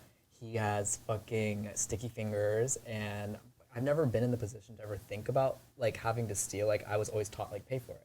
Right. He turned it into a game kind of, and he was very manipulative with it, and it was like, oh, let's see who can get the most shit and not get caught. Okay. So we would go in there, steal backpacks, fill the backpacks up, and go to my car, empty them, go back in. Like it was a literal game. Like So he wanted to test the limits to see Test- how much he could get away with yeah, until. and he was like at the point where like I've caught him stealing like cards from friends, like wallets, like bunches of shit. Like it was bad, and I had to cut the cord after the fact of like this guy is evil. Like he has nothing but evil intentions. How long did it take you to see that? Honestly, Do you think you were like blinded by I it for was a while? blinded by it because I think the issue is that I wasn't out yet. So like the idea of having a straight I don't know if he's straight or not, straight male friend that was really close to me that I could be And did just he friends know with. like No, he didn't know anything Okay, about me. okay. I'm sure he. I mean, I'm no? not like obviously straight, but I don't know. Some people question it. I don't know if he knew or not. I felt like I was pretty obvious about my sexuality, even though I wasn't out about it. But I think part of me being blinded by it was the thought of like, oh, he's like a good friend. Like I have like this dope like straight guy friend that like, but it was all like not like that. Like I think I felt more into it as a friendship than he did, obviously because like I was put in a situation where obviously I made the decision, but I feel like he influenced my decision. Yeah, you know, it's crazy how blinded you can be sometimes by like friendships when you're in them. Like you can almost, I mean, even relationships, you know, like you can make so many excuses and not even see like what's really happening at hand. And it's also nuts because there are like you know, sociopaths out there who literally only see you as like maybe like a pawn in their game, and you don't know. Literally, like to a T. And I've experienced that even living in LA, like with a couple guys I've dated, which I don't even want to. It's not even worth my energy or talking about because it's like I learned my lesson, it's done. But it's like it's definitely prevalent in relationships Yeah. with like a sociopath. Like for sure, I felt that way. it's different. I feel like also like moving to LA, part of it was like widening my net for Yes. dating, because Boise, Yeah. everyone knows everybody, and even Everybody. with like the gay community, it's so small there that like I'm like, okay, LA is like a really good gay community. They're great. Like there's so many of them, like very welcoming. Everyone there's super open and free, and they don't care about that shit. Here in Idaho, it's like if I was dating someone, I wouldn't feel comfortable. Like you never know. There's so many people there that aren't into There's a lot that. of like Homophobes, yeah, like a lot weirdos. Like still. remember, I don't know if you heard that story about that guy that got tricked on that dating app, and the two guys like brought him out to Lake Lowell and beat him up, left him naked. okay, no. Yeah. This is in Idaho too? Yeah, this happened like when I lived there still, but I did not hear about that. That's like messed that's up. stuff that happens in Idaho. So I don't want to have to deal with that. I'm sure it happens everywhere too, but like I feel like in LA there is definitely a wider net of dating. The problem with that is you deal with more sociopaths, psychopaths, and narcissists. Yeah. So I was 19 when I left, and it was because I went after love because Christian joined the military, and I was like, okay, well, that's it for me. Bye, guys. And I had been like party queen, like had been like throwing all these parties, doing all this stuff, and I was like, okay, well, I'm packing up. See ya. And then I like moved across the country to North Carolina and got married out of nowhere, and people were like, you good? I'm like, yeah, I'm Like, good. are you safe? Are you doing this by choice? Or are you being pressured? Is everything okay? They're like, okay. And blink all 3 right." times if you need help. No, but people were like, what? Because I literally didn't tell anybody. Like Right. no family was even at like my wedding, like Yeah. really. And then I just like posted pictures. I'm like, yep, we got married, that's it, okay. And yeah, and then me and Christian like rebuilt our whole life in like North Carolina, and it was all different people, like it was so different. And when we would go home to Idaho, like I started to see people like slip off from my life a little bit, like people that you really thought that like, You were going to the end with. Like you were Yes. going to be in the casket holding oh their hands, yeah, right? like you would start to see them kind of slip off, and then each trip, like You see less people. yep, you see less You people. hear from less people. Yeah, exactly. People stop checking in, and then even Which is like fine. Don't check in on me. Oh, Stay in your lane. No, I'm just kidding. drop off. You can drop off. yeah, Drop off. Drop off. Do your thing. Do your thing, girl. Less I have to do. Yes, and like I also started noticing, like as I started like pursuing things that like I was passionate about more, like my YouTube channel or I whatever. hit this. Yeah. Sorry. Yeah. Interrupt you. Yeah, you're good. Do it. We're just chilling. We're having a Chilling. good time. Okay. Yeah, as I started doing things I was more passionate about, or like openly talking about, like these are the things I'm gonna do, and just like friends that I really thought were like gonna be there for me, like what you said, like ride or die to the casket, started being started like putting like doubt, and started like being like, Because they're mad that you're in a place that they're not. yes, exactly. And guess what? It's not your fault. They can get themselves out of that place. They got to do yes. it though. They have to want that for themselves. No one can say, "Go do this," unless they want to do it. I You know, like think- at the end of the day, like I said, you're in decision. You're in charge. Yes. One of the quotes that I really like is it's pay attention to who's clapping when you win. Right? That's so important, because you'll really start to figure out who your real friends are. And yeah. Well, and then like the way they clap too. Oh yeah. Yes. You know. Yes. And yeah, and so many people would be, year after year would pass, and so many people would be doing the same shit, drugs and drinking, and not just, I don't know. I really did think, like, it's crazy to look back on. I feel like if I stayed in Idaho, like I would probably also still be doing the same stuff. I know I Partying. would be. Like, I know it in my soul. I feel like I would have probably been still working at Palm Beach Tan, selling tans, Right. and probably being maybe like a bartender. Because at that's night. like the best thing you Not can like- do in Idaho. Like no lie. Yeah. Like unless you're like No shade trying on to that, go, but, like- if you're trying to go into the medical field, that's a great place to do it. I mean, it's Yeah. fast growing, but like to be like what we want to do, the opportunity just isn't there yet. Maybe in the future, but Yeah. like I agree with you. I think that if either of us would have stayed, we probably would have been, because no one's gonna tell us like what we're doing is wrong. They're Yeah. gonna almost encourage it. Yeah, and then also like another quote is like, you are the 5 people that you spend most time with, and I so believe that, because They're a just reflection of you, for sure. yeah, they enable you. You start to, they influence you, And so if you don't like things you're doing, maybe you should, you know, think about the people you're surrounding yourself with, your space with. Yeah, I've had to cut people out in LA too. Yeah. Oh man. It's quick here though, which is nice. In Idaho, sometimes it takes some time because, right, like here it's quick. Like you can call shit out so fast. Like, oh, you're one of those people. I'm gonna go this way. Have fun. Like I've literally had like old coworkers that, like, I'm not gonna say names, but like I've had coworkers where I become friends with them and they just take advantage of it. I'm taking them everywhere. I'm Ubering, like paying for the Uber. I'm buying drinks. I'm buying our dinner. I'm tipping. I'm doing this. I'm doing that. And it's fine. I don't mind doing that. But like, and then there's like the instance where if I forget my wallet and then it's like all of a sudden like, oh, can you Venmo me back? It's like, okay, yeah, I can do that. Just all the other times that I had to cover you, it's like nothing. Okay, that's fine. I had some people in my life who like do that a lot when it comes to like Airbnbs. And I'll be like, oh, they don't want to pay that fee. Yes. And like they just expect me to fund the entire fucking vacation every single time. And I'm like, I don't understand. Like, it's just ridiculous. Like, it's really not that hard to like. Tell me what, like, come on. Right. Like, just be a friend. Fuck, if you can't be a friend, be an acquaintance. Don't like try to prowl and see what you can get out of me or like take my kindness out for advantage, because it sucks. Like I always say, like, I don't want someone else's actions or words or lack of actions towards me to affect who I am or how I operate with other people. Because when you get certain people that treat you the same way and it's different people, but it's consecutive. Oh, it's like what you're allowing into your space. Exactly. So then when people start coming to you and doing that, you're like, oh, this is normal. This is fine. It starts being a recurring It's almost like you're attracting until you cut it off. I really do believe that, because in my life, oh my gosh, for the longest time, I kept attracting the same friendship. And it would be it's people almost like you have to learn from it too. Yes, like it's a lesson over and over again. And then when you would bring it back, like, oh my gosh, it would be people who wanted me to like fix them. They wanted me to like fix them and pull them out of like whatever shit that was happening, and they would shit on me and then come back and be like, I'm so sorry. And then I'd be like, it's okay.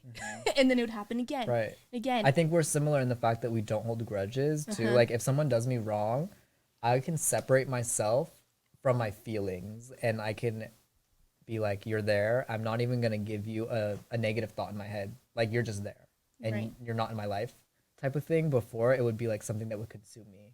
Like in Idaho, like if I was going through something with someone, it was like something that would like, it's like, holy shit, like what's going on? Like I was overanalyzing everything, dissecting everything, like anything I was saying. And it's like, it shouldn't be like that. Like we should be able to communicate like adults.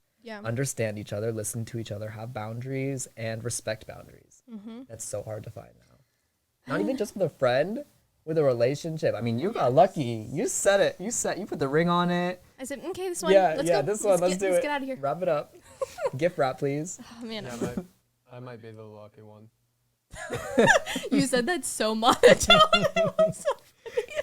He's like upset about it. He's like, unfortunately, unfortunately, I'm the lucky one. It's hard to talk because I can hear myself. Oh, you're good. Well, why don't you let's have you come on too, Christian, and let's talk about like some experiences that you had when we kind of moved away. What was it like for you? Because you had a lot of friends who fell off too. Yeah, I had like a bunch of friends who just kind of fell off when I joined the Army, and there's not really like a whole bunch you can do because you're not in Idaho anymore. So it's not hard to maintain those connections with people because you can just text each other. But like not all friends are like that. You can't just text them and be like, yo, what's up? Like one of my really good friends, his birthday was on the 27th. It was actually Roper. Yeah. Roper's like a brother to me, and I cannot text him for months and then shoot him a text and be like, yo, what's up, man? And it's like it's a friendship that's easy to maintain, but it's also a friendship where we know like if something happened to any of us, like we would always be there for each other. And like that's great, and you get those friendships in the Army. But like for people in Boise, it's just not like you probably had like 4 or 5 friends that are like that, where you can text them like once a month, and it doesn't require a lot of maintenance to maintain that friendship with them. Definitely. I think those friendships are the ones you should cherish. Like the people that you can go months without talking to and then call them and like have full 3 hour conversation. Like you guys just saw each other yesterday. Like those people are hard to find. And I can tell you I have like 3 in Idaho that I can feel comfortable doing about the that with. And honestly, I'm fine with that. I don't need 10, 12, 15, 30 people that I can feel like I can call for help. I'm fine with my 5 great people that I can trust and like rely on if I needed it. You know what I mean? Yeah, I agree. I feel like, you know, it's kind of a it's kind of a shock when you go through like 18 to like mid 20s. Like you have to start, like you have to file them and shit. Yeah, like, you you're like, fuck, okay, last name L. Yeah, that's actually it. Yeah. And then you're like, that's what you're doing. You're really like filing them, figuring out like who's going to be the ones who are actually going to be genuine and there, that like no matter what life changes you go through or whatever, you're going to be able to still rely on them. So wait, let's talk about your coming out story. Can you tell me that? Like what was that? Like how did your like yeah, you're coming No, you didn't. Oh my god. I'm blushing. Let's hear your coming out story. Oh my god, okay. I've never heard it. Where do I begin? Okay, so Did your parents not know for a long time? they didn't know. Okay. Which I wonder if they didn't know. My mom says she did, but I don't think she knew because I was always dating girls. But also I feel like she could have thought maybe I was into both or I was still like figuring out my stuff. I don't know. But I will say with my friends, I was bullied a lot in high school. So I would be called like gay and, you know, the F slur, all that good stuff. I shouldn't say good stuff. It was bad. It was a lot, but I ended up becoming friends with one of my I ended up becoming friends with this girl who had moved from California, and she was very open, and we kind of like reeled each other in because she was also being bullied, like to the point where people were like saying she was a man. Like she would get pantsed because people were like, she has a balls and Oh my balls god, and a dick. people are so rude. So rude, I and so hate we kind of kids. just like took each other under each other's wing, and like we became inseparable, like to the point where like teachers were literally having to separate us because we would like skip class and like all that shit and go into each other's classes and stuff. She helped you find your She did. unleash She your helped true me you. feel more comfortable. Like I could be a goofball. I could do whatever the fuck I wanted, and she would just laugh at me, and like I would laugh at her, and like it was so good because I never had someone that I could like be a fucking imbecile with and not worry like, are they judging me or are they gonna laugh at me? And then my sophomore year into my junior year, or my freshman year into my sophomore year, one of the two. I think it was sophomore to junior. So this kid who was out went to my high school. He actually went to your high school. Okay. And he transferred to my high school. And so we kind of had the same friend group. We did have the same friend group, I should say. And one of the girls was having like a back to school last day of summer party type thing. And everyone was there. He was there. I was there. There was a bunch of people there. And I mean, he obviously had some sort of idea that I could be into guys. And he had texted me and was like, "Where are you sleeping?" And I was like, "Oh shit." I was drunk. I was like, he's trying to hook up right now. And had you ever? I have never hooked up with a Before? guy like Okay. that before. So I was like, okay, I'm drunk. And then I'm like, I'm sleeping right here. So you said Yeah, so like we were in her mom's room. It was her, 2 girls on the bed, my best friend, and this other girl were laying on the ground. So like the bed is here and they're laying at the foot of the bed. We're laying on the side of the bed and there was Okay. 2 people on the other side of the bed on the floor. Okay. I was laying originally in the corner, and he was laying on that side of the bed by himself. And so I'm like, I'm sleeping right here. One thing led to the next. I ended up being next to him. We ended up making out, doing some things. And then I stopped us. Well, I stopped him because it was going far. And I was like, okay, this is getting feisty here. There's like Let's 12 reel this back other people in. in this room right now. There's people in our bed and you're Literally, like friends, like our friends are literally like sleeping next to us while we're doing this. And it happened, and I like ended up. Wait, like you kept going further? No. So I Or stopped it. okay. I stopped it. I went to the bathroom. like, I grabbed a fucking. I thought it was a blanket. It was a shower curtain. It was like folded up, and I grabbed it as a blanket. And I laid in the bed in between everybody, because I was like starting to sober up in the middle of it, and I think that's why I stopped, because I was like, oh my god, like what what am I is doing? happening? Yeah, Like, I'm like, what- holy shit. Like, Yeah. Oh, and also because your friends didn't know either. Oh my gosh, I'm Exactly. just putting this together. yeah. So I had to like, I was like freaking out, like, what if someone wakes up, like, blah, blah, blah. So I was like, let me just stop it. Stopped it. And then he and the girls were like at a pool day one day. And I guess he spilled the beans to them. And I had originally come up with a plan because like that to me solidified that I was into it because I enjoyed it. It wasn't something I was like grossed out by. It was the situation of like there's other people in the room. Like I was like kind of drunk. The situation Right. was like more so not like the actual what was like happening. I was into it. I was like, yeah, I'm into guys. And I had come up with this huge thing. Like I'm like, oh yeah, I'm gonna tell everybody. Like I had a whole plan, and he fucking spoiled it and told them all. And so one of the girls came to me and was like, "Are you gay?" I'm like, damn, that's bold. I've never been asked that before by any of you guys. And then I found out what happened. It was a huge thing. Me and him had a falling out. And then we ended up going to a school dance together, like afterwards, and like had Wow. another falling out. Like it was So, kind of up and down because I Yeah. still like couldn't get over the fact that that happened.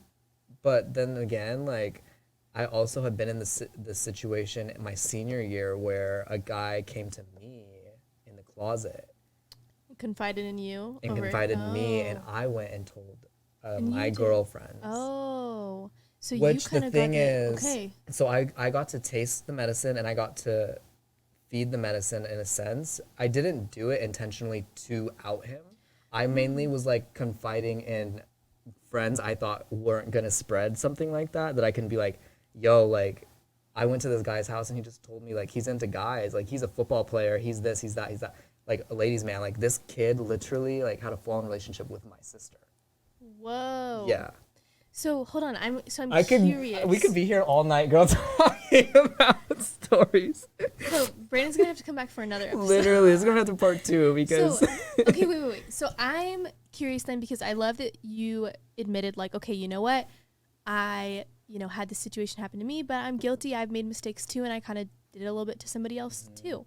So I'm curious if like when you told your friend about the football player you knew, whatever, that was after your situation, right? Yeah. So did it make you look at your situation differently? Like, did you start to be like, oh, well, like, or did you still feel like maybe resentment over that still lingering, or did you know what I mean? I do. Okay, so I see what you're saying. I wouldn't say it was resentment that caused me to do it per se. Right. No. What I mean is like, how do I clarify on this? Like, so since somebody outed you by like telling somebody else, like maybe, I don't know, maybe he was confiding in them because he was surprised that you were also gay Right. too, or whatever the situation. I think that's right? what the case was. So like when I'm- I came out, right. like the amount, like, and he's not the only one. Like, obviously, he was the only one that I was loud about because like the situation eventually escalated to the point where he was like pushing me downstairs, trying to run me over with his car.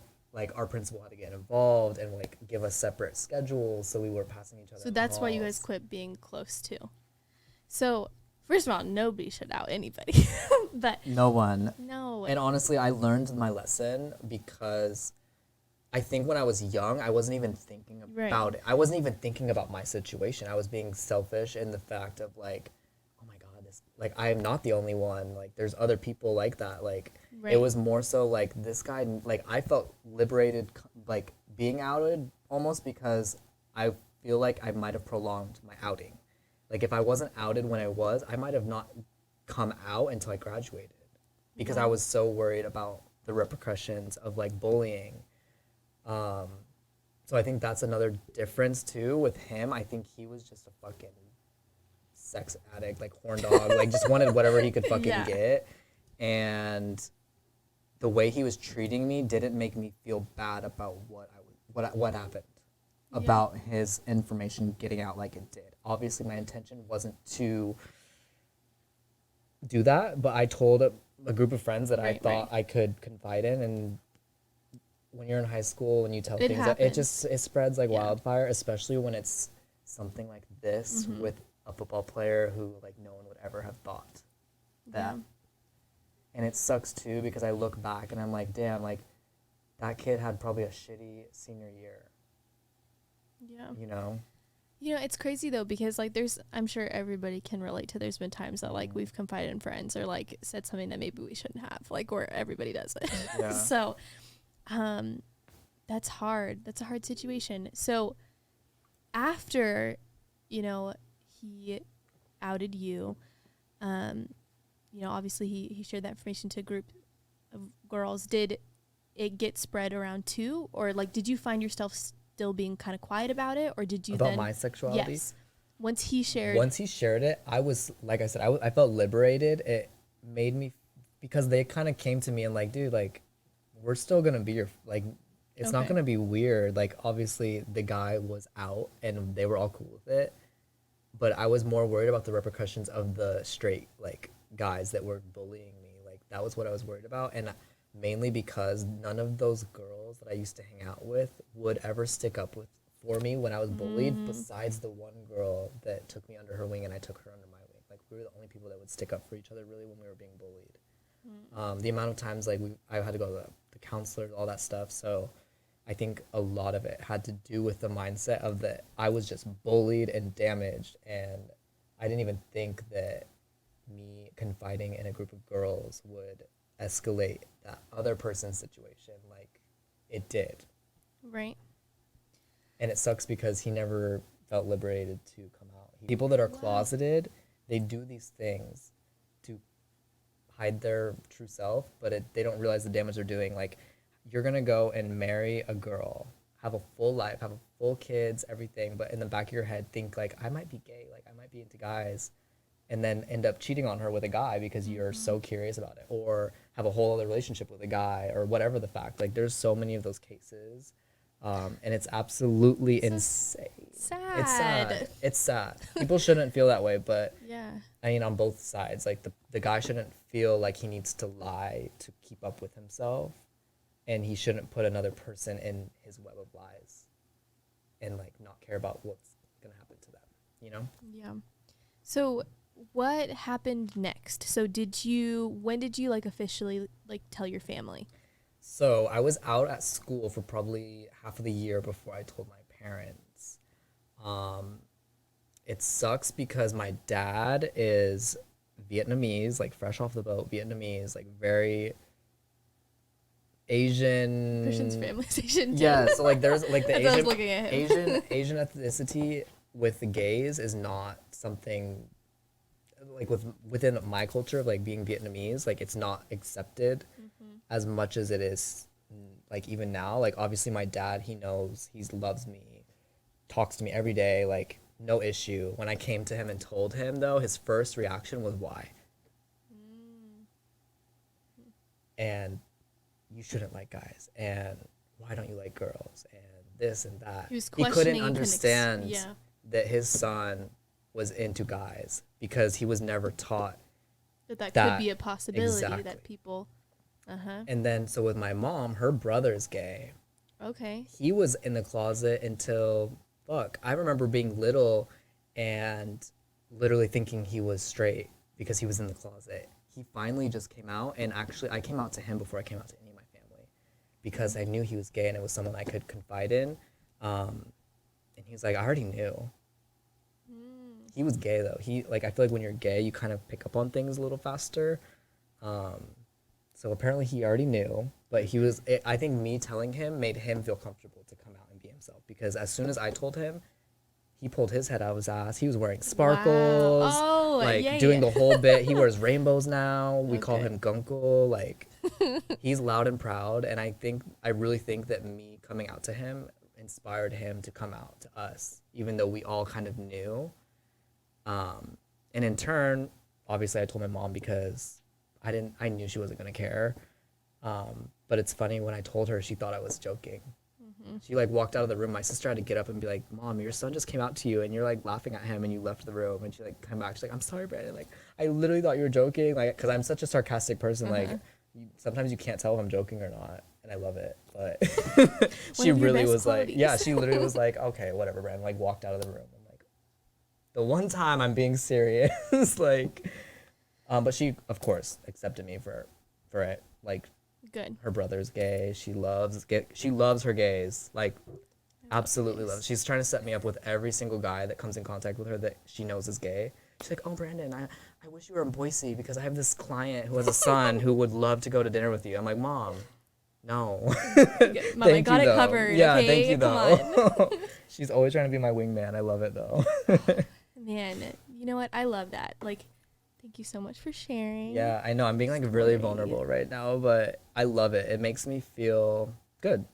Like, I don't feel like before, like, coming in, I was, like, a little anxious because I'm like, I don't want to say the wrong thing. Like, I don't want to, like, give too much information about myself. But at the same time, like, I'm just keeping it real. And I think that a lot of people don't do that nowadays. Like, it's hard to find someone that can be vulnerable, and it feels good. Feels good. I'm sorry. Like, I'm honestly, like, I'm not really like that either. Like, I like to keep my walls up. But Not today. Not today. No, this is like definitely stepping out of my comfort zone. But that was one of my New Year's resolutions, is stepping out of my comfort zone.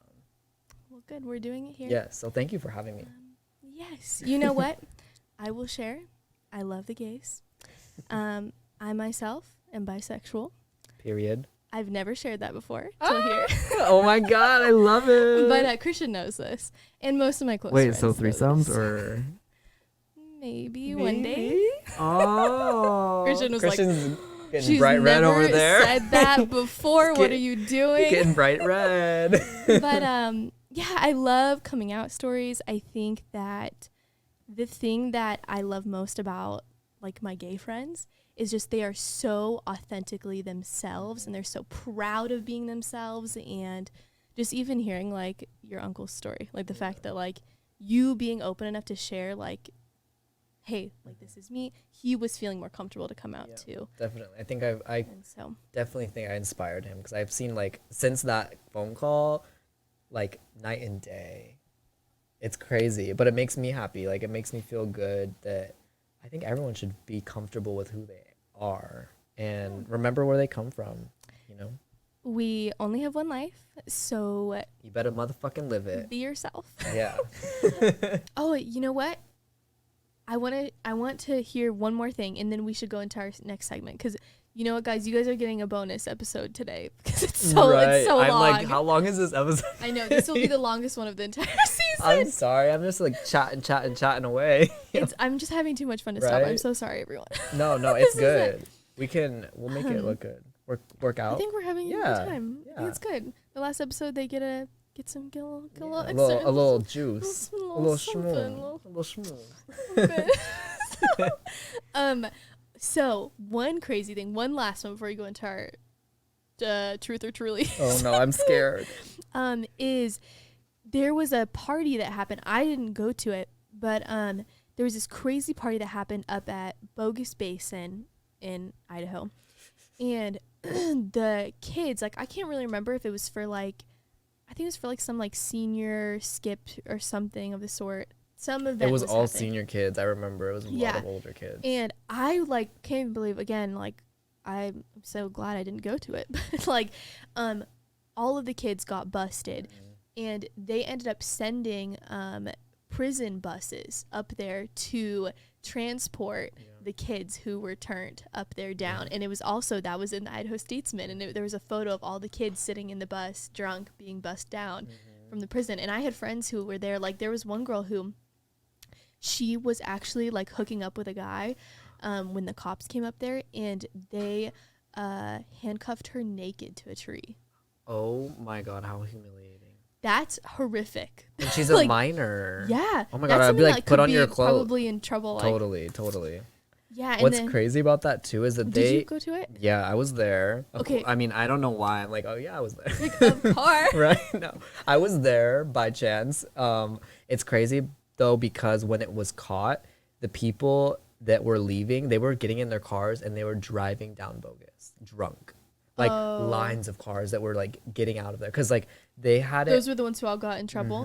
They stopped so they had the bus at the bottom of the hill. There's only one way up and one way down. So they were ready to catch all of them. And who they were all drunk- got DUIs. driving drunk. Yeah. Idiots. Yeah. Oh. I literally, like, so when we were going to the party, there's just cars all along Bogus Basin Road, like That's parallel a dangerous park. road too, to be trying to do stupid. No barriers, like you're drunk. It was like halfway up the hill probably. It was insane.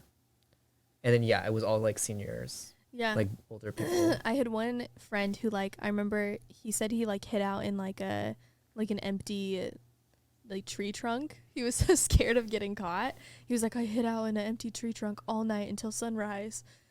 Like, So the thing too that's funny is I left before all of it because it got so crazy at one point that they had lied and said the cops were there to get people out, and we were like, let's just leave at this point. Like, why are we gonna stay here? So we left before the cops actually came. Crazy. praise the Lord, you didn't Everything get caught. happens for a reason. My gosh. All right, well, are we ready to go into our last segment here? We'll start with PG. What's the worst date you've ever had? Date? Yeah. Oh my god, literally that guy that I was just talking about to you guys. Out there? Yeah, the Oh. one that was probably the absolute worst. I don't even want to get into it because it's so embarrassing. Well, wait, it's truth or drink. Drink. Oh. Well, how in depth do I have to go? I can just say like he was crazy and like confessed his love for me after like 2 weeks. I can drink too. I'll take a little. I think you each. should just drink. Okay, I'll drink. Because it's too embarrassing. Mine, worst date? You're like he's sitting across from us. Guess I'll drink to that then. Worst date? I don't want to share because I would hurt his feelings. It's not you. But, yeah. No, it's not you. The person I went on a date with, he's actually a really nice person. I'm not going to share. Fair enough. Where's the grossest place you've ever hooked up? Okay. Grossest or craziest? Grossest? Because Grossest place. I've hooked up with that. So when I went to Vegas, that guy was into like public stuff, kind of. Okay. So me and him were like kind of doing stuff in like the stairwells of like casinos. Oh, were people like walking like, by? No. So we would like, there's like I've stairwells never that even would been to like. Vegas. I've never been. Oh my god, we have to go. I love Vegas. Not for this reason, but I love it. I love it because I love I love hooking having up in- sex in public. Oh my god, in the stairwell is the best place. But that I wouldn't say. I mean, I guess that's the grossest place. Like I hooked up, like we were in like the public bathrooms there doing stuff. It was fun though. It was dirty, but it was fun. That's all As that long as it's matters. fun, it's okay. You don't get Yeah, stories you don't think from, about- saying no. True, and you don't think about the dirtiness when it was fun. Right, you're just like in the moment. Yeah, now I look back and be like, that was kind of dirty. Dirtiest. Okay. So is it only sex or like other? We never had sex though. Oh, so okay. So then that doesn't Yeah, matter. then. hooking up counts. Well, when I was in like 7th grade, we did some weird things. I was with a group of friends that just did really weird things, and we one time climbed in. We climbed into a dumpster, and it was an empty dumpster, and we all did stuff in an empty dumpster Collectively? collectively. Okay. So like orgy? Not like quite. But there was more Just- than 3? I think there was 4 people. Okay, so that's an orgy. We But were it's like, okay. it was like we were like making out and shit, like all together. Oh. We weren't like doing other crazy Full-blown shit. sex. No. But That's fun. yeah, I would it have was fun doing gross, that. so smelly. Yeah. You know, what Would other not place to make recommend. out with multiple people than a dumpster? Empty Right, at that. Right. It was in like Bodo, like downtown. That's the only place you should be doing It was it. in an empty dumpster, just making out with each other. Well, I'm glad that the trash was out of there though. Yes, there was no trash. It was empty. That's good. All right, next question. I'm gonna drink anyways. Yeah, I know. I'm like, okay, can I drink anyway? Truth and truly. Truth and trulies. What's the dirtiest text you've ever received? My gosh, how am I supposed to remember this? Christian, are you really? You want me to speak this? Go for it. Yeah, we're supposed to be vulnerable. Or you can drink. I'm just gonna say Christian and I did 2 years long distance, so there was definitely a lot of things that were exchanged. The weirdest thing I've ever received over text message would probably be an asshole. Oh my I don't god, know why. It's not weird because, like, I'm gay. I'm into that. Right. But like, it's kind of weird. Like, why would you send me a picture of your asshole? Is that Unsolicited. like more common? Like, do people In the ask gay for each world, other's asshole pics? The amount of times I've someone never. has asked I'm actually to so like. interested in this. Literally, the amount of times that someone has asked to see my asshole, I'm like, wait a This is something I've second. never known. It's something that's So- so prominent in the gay community Yeah. for some reason, and it's fine because assholes are assholes, but a picture of one, you know what I mean? Like, I mean, how do you make one look cute? right. Like, where's the angle coming? I mean, I Yeah. know what to do, but You're like, it's the idea. It's like, okay, I just got sent an asshole pic, or I just got asked to send an asshole pic, that's a good one. right? That's a really good one. Like, it's not weird because it's like, obviously I'm gay, but it's like kind of weird. Oh my gosh, wait, I do have one. I have Okay. one that, oh my gosh, this just came back to my brain. When I was in, oh my god, how old was I? Dude, I was like, I mean, I guess it doesn't matter, but I think I was like 13 or 14. This one kid sent me a picture of his dick in a hot dog bun with ketchup and mustard on it. Fucking stop. Yes. Okay, so is he like a porn star now, or what's I don't going know on? what happened That's to some him. freaky shit. He's like, I heard you like hot dogs. Okay. That's not weird. I think that's funny. I would It laugh was at really that. funny. I like, got so much entertainment out Right? of it. You're like, oh my god, and you put ketchup and mustard? He You went all out. He all was out. really committed to the bit. You gotta be. If you're gonna put your dick in a hot dog bun, you gotta commit. He did the whole thing. I was like, okay, that's funny. Wow, I I forgot love that, that. happened. I'm gonna try that. I'm gonna- Just gotta get creative Yeah, sometimes. fuck. I'd rather send that than an asshole pic. Do you ever talk on the phone while you poop? Oh Yeah. yes. That's weird. Weird. What? Me and Brittany do it all the time. FaceTime too. This one says, you're in a public restroom and just went number 2. Then you realize your stall has no toilet paper. What do you do? I don't go number 2 in public. Yeah, I've heard. I don't think Christian does either. I can't do it. I force myself, but it's horrible. I get like literally, I'll be like having like a heat stroke. I'll be like sweating, and I'll be like, "Come on, just It's get easy it for done." girls Like, though because you sit either way. You know what I mean? Like you can be inconspicuous about Oh, it, but you for mean if guys, you're like you go to a urinal hoping or they know. Oh. Right. I mean, it's not something that should bother me, but I don't do it in public. And my dad's the same way. It's so funny. He'll be like, we'll be at the mall, and he'll be like, Brandon, I have to go to the bathroom. And we'll literally leave the mall just so he can go to the bathroom. I'm trying to think. So wait, hold on. It's read it one more time. You poop and there's no toilet paper. What do you do? Yeah, you're pooping in public. In a public restroom. And there's no, and there's no I just toilet got paper. What do you do? Dude, I think I would maybe ask somebody for some toilet paper. Right? From the stall next to You would have to. What are you gonna do? I'm not drip drying on my butt. No you take way. your sock off Dude, and you wipe your ass. He's in the army. He was in the army. Yeah. He has got So- those tricks. I wouldn't do that. I probably no. We were running one time, and one of the guys was like about to shit himself because he drank the night before, and he ran into the wood line and he pooped, and then he came back with one sock, and we were like, okay. Is there a roll left? Like, is there some cardboard? Yeah, Tear it up. Tear it up. go for it. I don't know. If Just you get it gotta wet wipe your ass first. with cardboard, but You could shred the cardboard and then get a little wet, and you can make your Oh. own paper. with it. Innovative. Yeah. You know you what? gotta do what you gotta do. See this? Yeah, right. We're just preparing. Of course. You never know when you might need it. what color undergarments are you wearing? Ooh, I don't even know. Black, of course. Everything I wear is black. So bad. None. Ooh, see, that's more fun. Dude, I hate underwear. I guess we're having this conversation now too. I love to hate them. I love and hate them. I just can't. I wear Spankies. I'm wearing I'm wearing spandex right now, I guess, but I guess that maybe counts. But I don't wear underwear. I hate. A lot of people don't. Yeah. The amount of clients that come in and like will just like take off their one item of clothing and just be Just butt ass naked? naked. I'm like, It's me. I gotta go. I can't do this. But like they're so like they're like 60 years old and like just so They've confident. learned. Like They they open unlocked the it. fucking fitting room like they're ready to show the world all their goodies, and I'm like, I am so gay. Okay.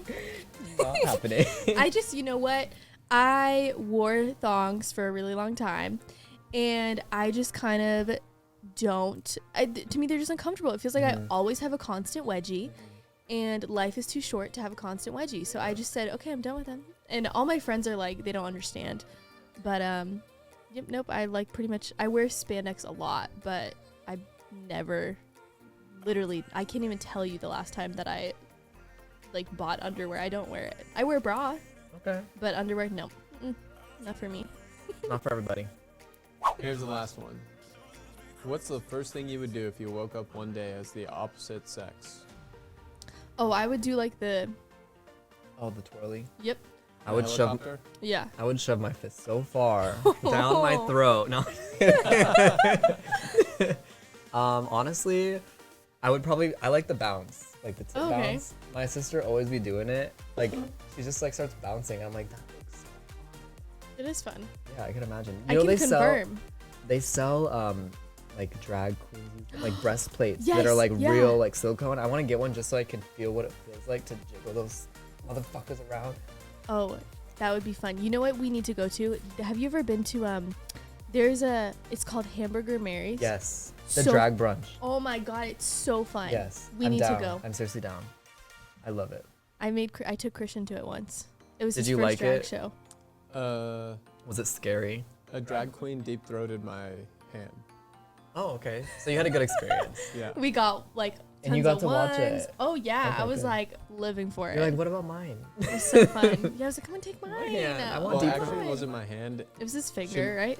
Yeah. Okay, this was so fun. So we had to go all the way out. We had to have a good time for the last episode of this season. I'm so thankful for Brandon coming out here. I had a good Thank you. time. I had such a good time. Oh my god, I want to come back and do this again. I think it was good. It was good. What do we want to have them leave in the comments if they enjoyed this video? I want to read whoever's watching's crazy stories. Like, great. I want to hear the craziest story. Like, if I were to come up to you and be like, what's the craziest thing that's ever happened to you in your life? Drop in the comments below. Smash that subscribe button And follow this bitch. and follow Brandon. I'll leave the Oh, socials. you don't have to. I'm not that interested. Yeah. But anyway, thank you guys so much for watching. And remember that life's always better when you're a little bit of a smart aleck. Have a good night. Bye. Adios, Are you being amigos. smart with me? If you're being smart with me, young lady, you're gonna be punished Punished for being smart? for being a smart Alec.